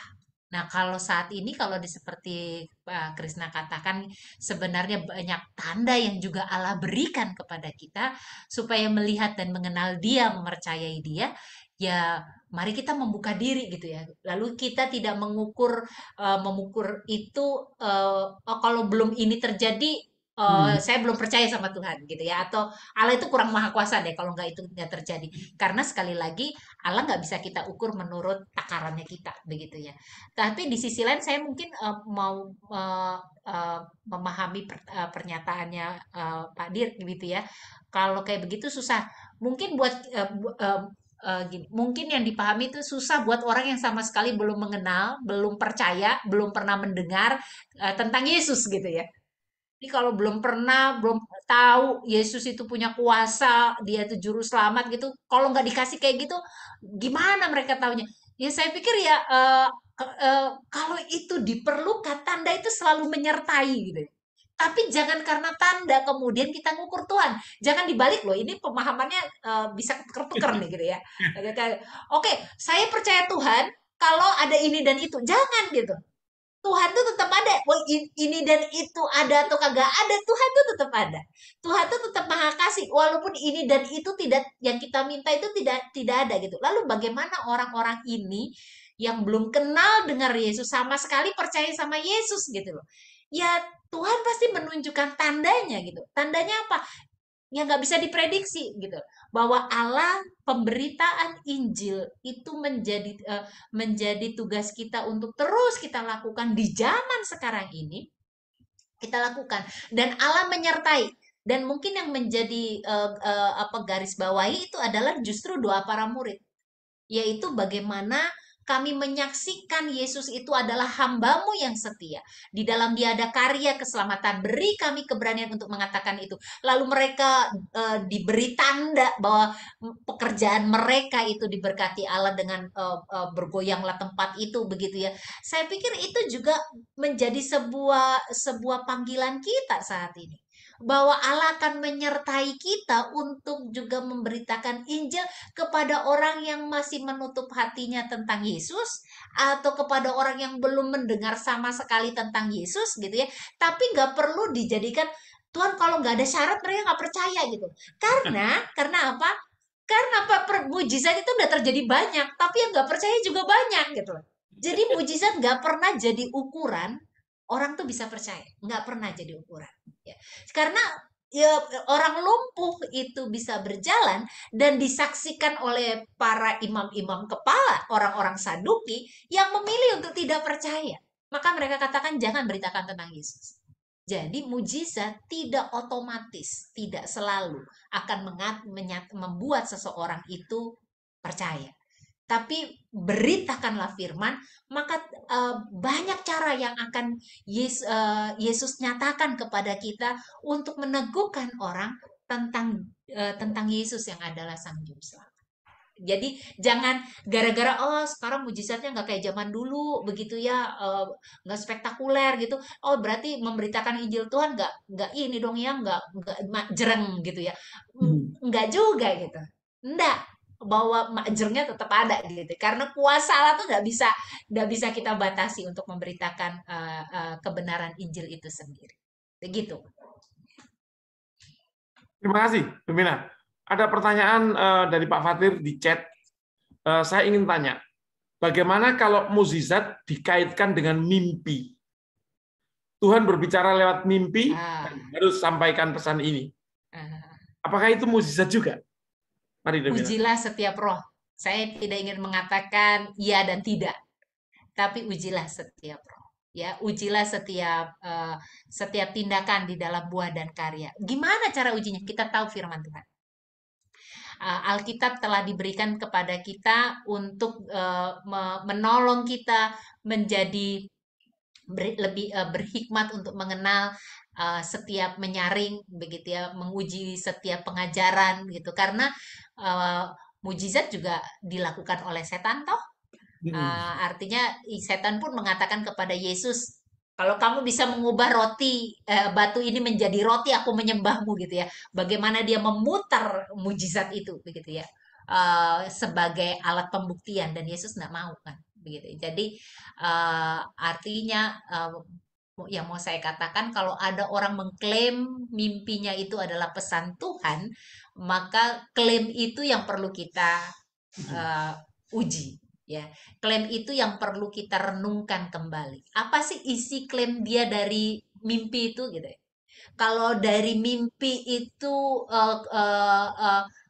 pesan yang disampaikan bertentangan sekali dengan apa yang kita terima, yang kita pahami di dalam pemahaman kita, di dalam konsep kita mengenal firman Tuhan, tentu kita bisa katakan, oh itu bukan datangnya dari Tuhan, gitu ya. Tapi kalau itu benar, bagaimana? Lihat buahnya. Jadi pengujian itu adalah sebuah proses waktu juga kita kepada orang-orang yang mengklaim dirinya mendapatkan pesan Tuhan, ya, untuk dia nyatakan. Ya, kalau menurut saya untuk kita tidak bisa mengatakan iya dan tidak, tetapi kita lihat dulu pesan apa yang dia katakan, begitu ya.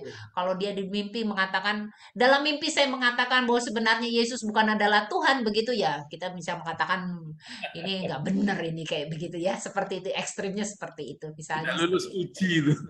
ya. Terima kasih, Domina. Demikian, Pak Madir. Bapak Ibu yang lain, silakan. Masih adakah?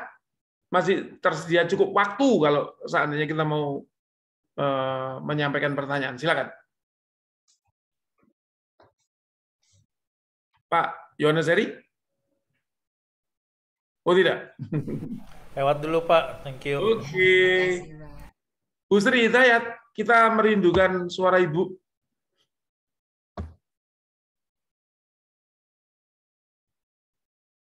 Bu Sri Hidayat masih bersama kami kan?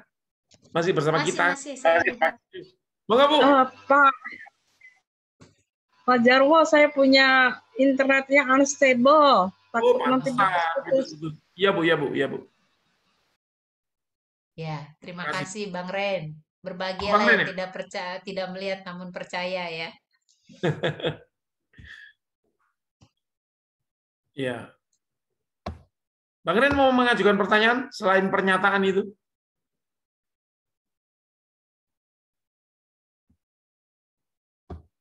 Bang Ren Hartobing. Ayo, silakan Bang Ren. Enggak. Kalau itu saya kalau Bang Ren ngomong ke menulis itu ya, ada satu ayat yang tadi saya bilang Daniel ya. Daniel 3 ayat 17. Daniel 3 ayat 17 sampai 18 nih. Jika Allah yang kami puja sanggup melepaskan kami, maka Ia akan melepaskan kami dari perapian yang menyala-nyala itu dan dari dalam tanganmu ya Raja. Tapi seandainya tidak, hendaklah Tuanku mengetahui ya Raja, bahwa kami tidak akan memuja dewa Tuanku dan tidak akan menyembah patung emas yang Tuanku dirikan itu. Ya, itu namanya iman tuh. Nggak tergantung dari mujizat. Kalau kami secara mujizat nggak terbakar, itu kan mujizat ya, hebat ya. Wah, Allah sanggup. Tapi kalau kami mati terbakar pun, saya tetap percaya sama dia. Gitu. Nah itu dia itu. Luar biasanya iman yang dikatakan apa namanya. Jadi kepercayaan kita tuh bukan tergantung dari mujizat, tapi dari Allah itu sendiri. Jadi berpusatlah kepada Allah, begitu ya. Bahwa dia berkuasa melakukan apapun, iya. Dan jadi lihatlah Allah, dia bisa berkuasa, bisa memakai banyak cara untuk menyatakan kuasanya kepada kita. Terima kasih. Bang Ren, makasih. Terima kasih. Dr. Vera, terima kasih Bang Ren. Terima kasih. Terima kasih. Kak Lala ada pertanyaan, Kak Lala? Kalau Bang Ren enggak, Kak Lala. Belum. Oh, belum. Pak Maruli buka mic tuh. Oh dia buka mic aja tidak bertanya. Mau bertanya Pak Maruli? Saya nanya deh. Oke, silakan Bang Maruli. Makasih, selamat malam Pak Jarwo. Saya tadi pas baca yang ayat 24 ya. 20 berapa ini? 20 ya. Agar Tuhan mendatangkan waktu kelegaan dan mengutus Yesus yang dari semula dikenalkan untuk. Ini maksudnya ayat ini seperti apa ya, Ibu Pendeta ya? Maksud dari pernyataan ini. Bentar ya. Ayat 20 ya. Iya. Kisah Rasul 3. Iya. Saya sudah dapat. Oke, kita lihat dari depan ya. Dari ayat 15, para Petrus menceritakan tentang kematian Yesus ya, pemimpin yang dibunuh, dibangkitkan, dan karena kepercayaan dalam nama Yesus, nama itu menguatkan ya, memberikan kepercayaan kesembuhan. Nah, dia menegaskan kuasa Yesus yang menyembuhkan orang lumpuh itu. Hai saudara-saudara, aku tahu bahwa kamu telah berbuat demikian. Ini soal prosesnya, begitu yang diutus. Karena itu sadarlah. Jadi ini adalah sebuah panggilan untuk orang mempercayai Yesus adalah Mesias ya. Dahulu perantara nabinya bahwa Mesias yang diutus harus menderita. Sadarlah dan bertobatlah supaya dosamu dihapuskan. Agar Tuhan mendatangkan waktu kelegaan dan mengutus Yesus yang dari semula diuntukkan bagimu sebagai Kristus. Artinya sebenarnya ini karya keselamatan gitu. Jadi terimalah Yesus sebagai juru selamat yang akan melegakan karena pengampunan dosa itu memberikan kelegaan seperti apa yang menjadi tugas panggilan Yesus Kristus ya. Karena Kristus itu adalah pemahaman dari karya menyelamatkan. Seperti itu. Jadi kalau ditanyakan maksudnya kelegaan, ya berkaitan dengan karya keselamatan, pengampunan dosa yang memberikan kelegaan kepada kita di dalam Yesus Kristus. Saya akan coba cari terjemahan lain sebentar ya. Di ayat 20 ya. Ayat 20 ya. Oke, ayat 20 terjemahan lain mengatakan begini. Tuhan akan datang kepadamu dan kalian akan mengalami kesegaran rohani. Ya, dan Tuhan akan menyuruh Yesus datang kepadamu karena ia sudah ditentukan oleh Allah menjadi Raja Penyelamat untukmu. Jadi kelegaan yang dimaksudkan itu adalah pembebasan kita. Orang yang diperhambakan, dikuk oleh kuasa dosa mendapatkan kelegaan lewat karya penyelamatan yang dinyatakan oleh Yesus. Seperti itu, Pak Maruli. Pak Maruli. Ya. Pak Pendeta Vera, terima kasih. Berarti yang dimaksud dengan Kristus itu juru selamat ya, sudah diartikan di situ betul, ya. Oke, terima kasih. Pendeta Vera. Terima kasih, Bang Maruli. Terima kasih. Atau kalau berdasarkan ada terjemahan lain begitu ya, berdasarkan penerjemahan ayat kata-katanya bisa diterjemahkan gini. Lakukanlah hal ini supaya Tuhan Allah mau memberikan kesempatan kepada kalian untuk merasa tenang, leganya dipahami dengan tenang. Lakukanlah supaya dia kelak mengutus Yesus yang sejak semula sudah ditentukan sebagai Raja Penyelamat bagi kalian. Jadi betul soal bagaimana Yesus yang hadir sebagai penyelamat yang memberikan kelegaan gitu kepada kita. Terima kasih, Pendeta Vera. Terima kasih. Bapak Ibu Wilangan, masih ada sedikit waktu lagi. Silakan dipergunakan dengan baik. Mungkin Pak Jarwo. Yuk. Ya. Pak Dik, silakan Pak Dik. Mungkin tidak terlalu terkait dengan perikop kita hari ini, tapi kita kan, ya ini tugas kita juga lah untuk bagaimana mencari orang-orang untuk bisa diselamatkan. Nah, tapi kan nggak semudah itu ya. Orang menganggap banyak kadang-kadang orang Kristen itu marketingnya gitu istilahnya bahwa ikut Yesus kamu pasti selamat gitu, kamu pasti selamat dengan semudah itu gitu seolah-olah. Padahal kalau nggak jadi manusia baru itu juga belum tentu. Jadi nggak mudah sebenarnya jadi orang Kristen itu. Selamat itu juga sebenarnya nggak, buat saya bukan satu hal yang gampang segitu aja gitu. Nah, kira-kira ini kan makin susah lagi tugas kita nih sekarang. Apa kita mau seperti hanya menampilkan yang baik-baik soal oke, dengan cukup mengaku Yesus Anda pasti akan selamat seperti itu. Tapi padahal sebenarnya kita harus menjelaskan apa adanya gitu, semua hal yang secara terbuka, secara ini jelas bahwa begini, kalau ikut Yesus konsekuensinya juga begini, gini gitu. Mohon arahan Pendeta Vera. Terima kasih. Iya, Pak Dir, jangan kecil hati.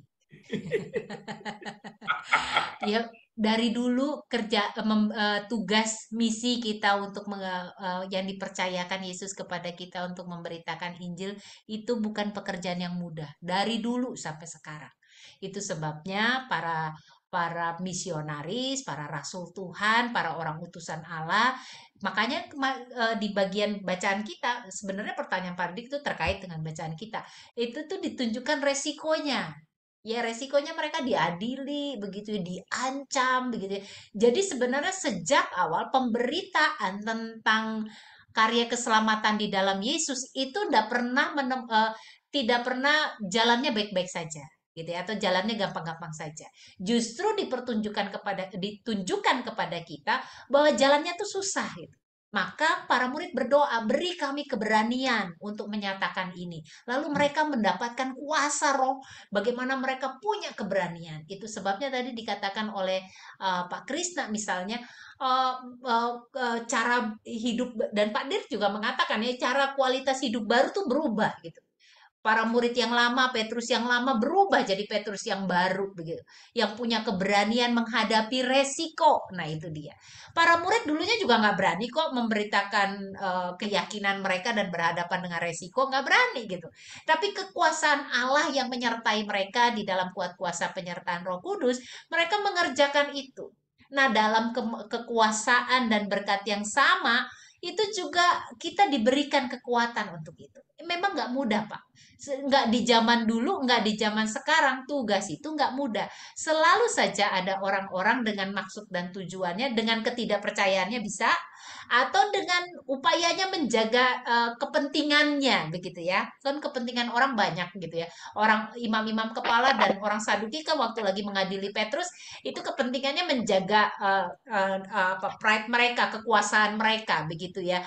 Kepentingan banyak. Sekarang kita berhadapan dengan siapa? Oh, kepentingan 1001 macam orang. Kepentingan bangsa ini misalnya. Bangsa ini kan punya kepentingan juga ya ketika menghadapi upaya-upaya pemberitaan firman misalnya. Gampang, punya kepentingan. Sehingga kepentingan-kepentingan itu juga seringkali membuat kita bergesekan berhadapan dengan resiko untuk melakukan kesetiaan pemberitaan firman. Jadi kesulitan selalu ada, pasti ada. Wajahnya memang mengalami perubahan, tetapi tetap masih ada. Ya, di zaman Yesus, di zaman Rasul, di zaman saat ini tetap ada. Tapi Yesus mengatakan kepada kita, beritakanlah, tetap beritakanlah, sebab aku menyertai kamu dengan Roh penolong. Itu yang pertama. Yang kedua, kalau di dalam perintah golden rules-nya, baptiskanlah mereka dan jadikanlah semua bangsa muridku dalam nama Bapa, Anak dan Roh Kudus. Jangan lupa itu ayat 19, ada ayat 20-nya. Kadang-kadang kita berhenti di baptisan doang begitu. Ada ayat 20-nya. Ayat 20-nya itu lebih susah lagi soalnya. Karena apa? Ajarkanlah mereka melakukan segala sesuatu yang telah kuperintahkan kepadamu. Itu proses berapa lama ngajarin orang untuk melakukan yang diperintahkan Yesus. Kita yang lahir dari Kristen, dari rahim ibu udah Kristen, melakukan apa yang diajarkan Yesus saja perjuangan sampai sekarang. Jadi jangan, sekali lagi saya katakan, jangan kecil hati, ini berjalan bersama. Toh dialog. Makanya memang betul Pak. Jadi apakah hidup kita melakukan yang baik-baik aja tuh cukup ya? Enggak sih untuk memberitakan Injil kepada orang lain? Ya jangan pernah merasa cukup. Begitu ya. Bahwa hidup saya sebagai kitab yang terbuka supaya mereka bisa mengenal siapa Yesus, iya. Tapi dialog-dialog pemahaman dan percakapan untuk dibuka supaya mereka, ajarkanlah mereka untuk mengenal, ya tetap juga dilakukan.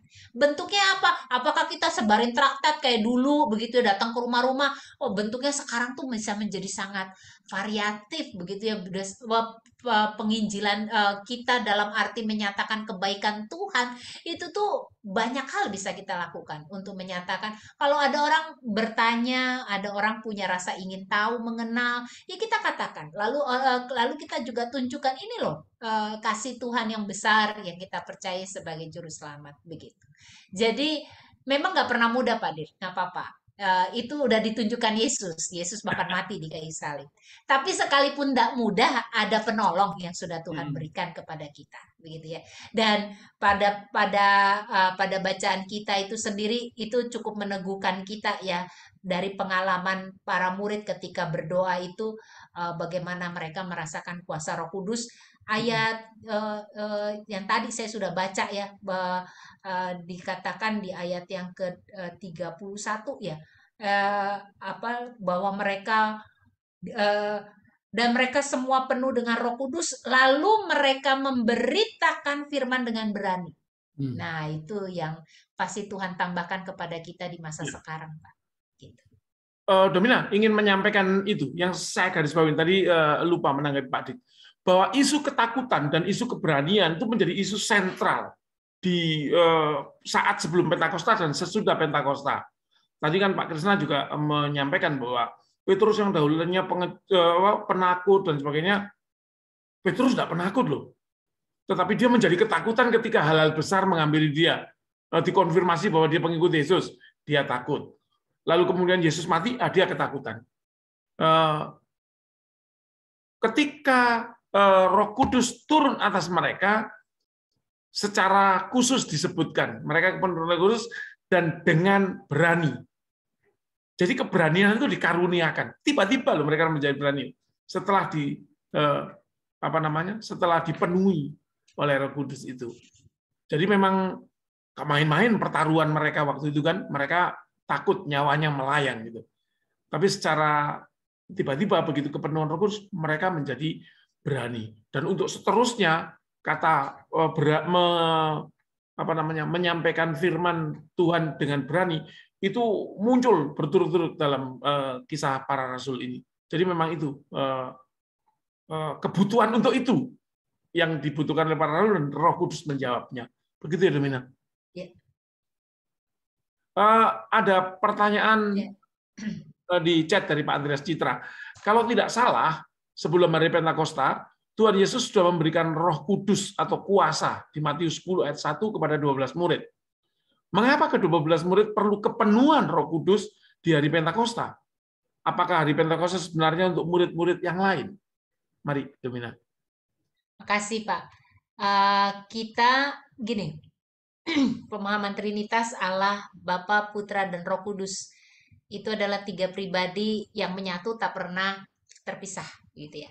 Dia selalu hadir dalam hidup kita, bahkan di awal penciptaan.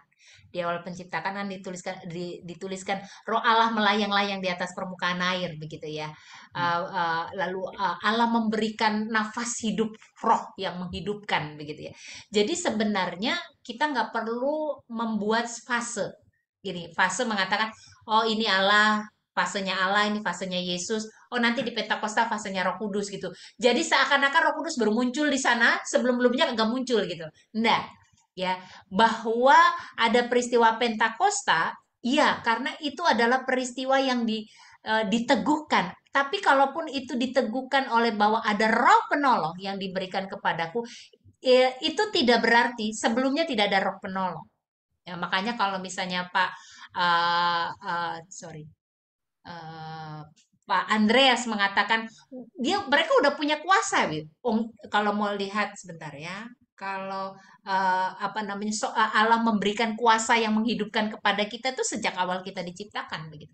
Jadi sebenarnya karya Allah yang hadir di dalam diri Sang Bapa, Putra, dan Roh Kudus itu selalu menjadi karya Allah yang tak pernah terpisahkan.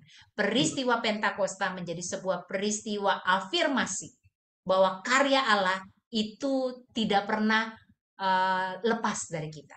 Bahwa kualitas relasi kita dari Yesus yang hadir secara fisik lalu berubah gitu ya, Allah yang hadir dalam roh, dalam kehidupan kita memberkati kita, iya begitu. Tapi di sana meneguhkan bahwa ketika Yesus berkuasa, ketika Yesus melakukan pelayanannya sekalipun, itu karena roh Allah ada pada dirinya.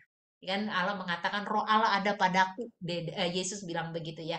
Nah, jadi kehadiran Allah, Sang Bapa, Yesus yang dalam Putra dan Roh Allah itu nggak pernah terpisah. Jadi kalau dikatakan apakah kemudian itu baru terjadi di masa Pentakosta, itu adalah sebuah pernyataan bagaimana Roh Allah itu menyertai kehidupan dan dia sudah ada di sepanjang perjalanan kehidupan, bahkan dalam pelayanan Yesus itu sendiri, begitu. Jadi sebenarnya bukan untuk murid yang lain. Tentu 12 murid yang dimaksudkan itu agar mereka kemudian diteguhkan dalam tugas misi yang dipercayakan Allah kepada mereka untuk memberitakan Injil. Itu kemudian terjadi lagi di ayat Kisah Para Rasul. Jadi bukannya kemudian Roh Allah naik turun, ada kadang-kadang ada nggak ada gitu, enggak gitu ya. Tetapi itu diteguhkan kembali, bahkan ketika para murid berkata, Tuhan beri kami kekuatan untuk memberitakanmu. Lalu mereka merasakan Allah yang hadir, Roh Allah yang hadir, diteguhkan kembali. Jadi menurut saya itu menyatakan kepada kita, ayat-ayat itu menyatakan kepada kita bagaimana Allah yang hadir dalam kuasa menjaga dan memelihara kehidupan. Begitu Pak Andreas. Terima kasih, Pendeta Vera. Bapak Ibu, satu pertanyaan lagi. Dan kita akan menyelesaikan patibulum kita. Kalau masih ada. Mari, silakan. Kak Ferry, Pak Tom, Bu Nana.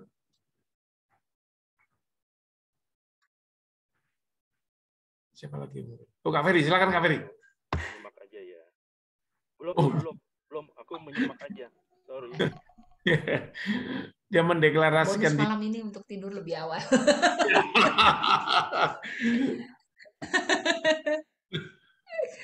Pak Tom, ada pertanyaan Pak Tom? Pas. Oh pas. Terima kasih Pak Tom. Bu Nana. Pas dulu Pak.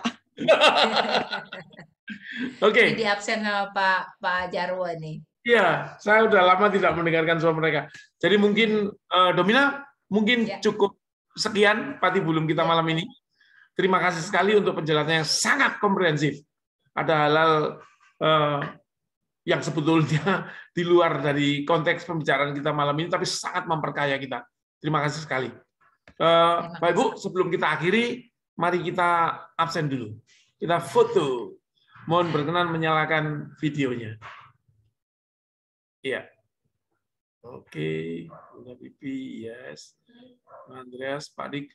Pak Dik bisa lebih terang nggak, Pak Dik? Oh, Pak Dik di mobil ya? Oh, enggak. Oh iya, di mobil, Pak Dik. Enggak apa-apa, nanti saya carikan foto yang kemarin, Pak Dik. Enda. Oke ya, saya mulai. Karena kita tidak pernah tahu kita di halaman berapa, jadi tetap tersenyumlah sampai foto ini selesai. 3, kasih ya, senyum. Nah, gitu loh. 3, 4. Nah, kita amankan.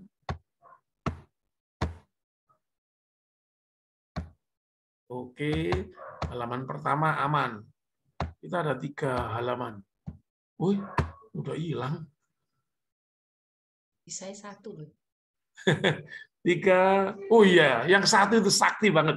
Saya pengen gitu, kenapa nggak bisa ya? Apa karena gratisan ya? Ini gratisan ini. Punya patibulum ini nggak gratisan loh. Nggak gratis ini, bayar semua. Iya, makanya. Oke, Bapak Ibu, kita tadi sempat ber-54, tapi beberapa orang pamit harus meninggalkan persekutuan kita lebih dulu. Nggak apa-apa. Oke. Terima kasih atas kehadirannya. Kita akan menutup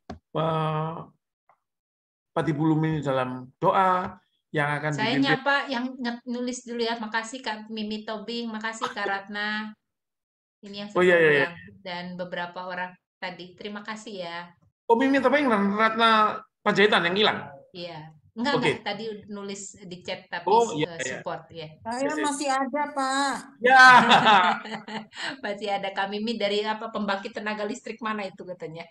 Iya, Python. Pak, Jawa Power. Ya. Oke. Kita akan minta Bang Reinhard Tobing menutup patibulum ini dalam doa. Silakan Bang Reinhard. Bang Rein.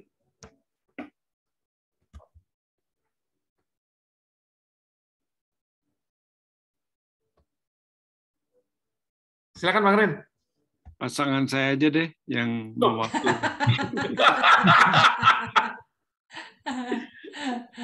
Perlu mujizat Bang Ren untuk mimpin doa. Pernyataan itu persis ketika ditanyain, Bang Ren mau jadi majelis, pasangan saya aja deh. Oke.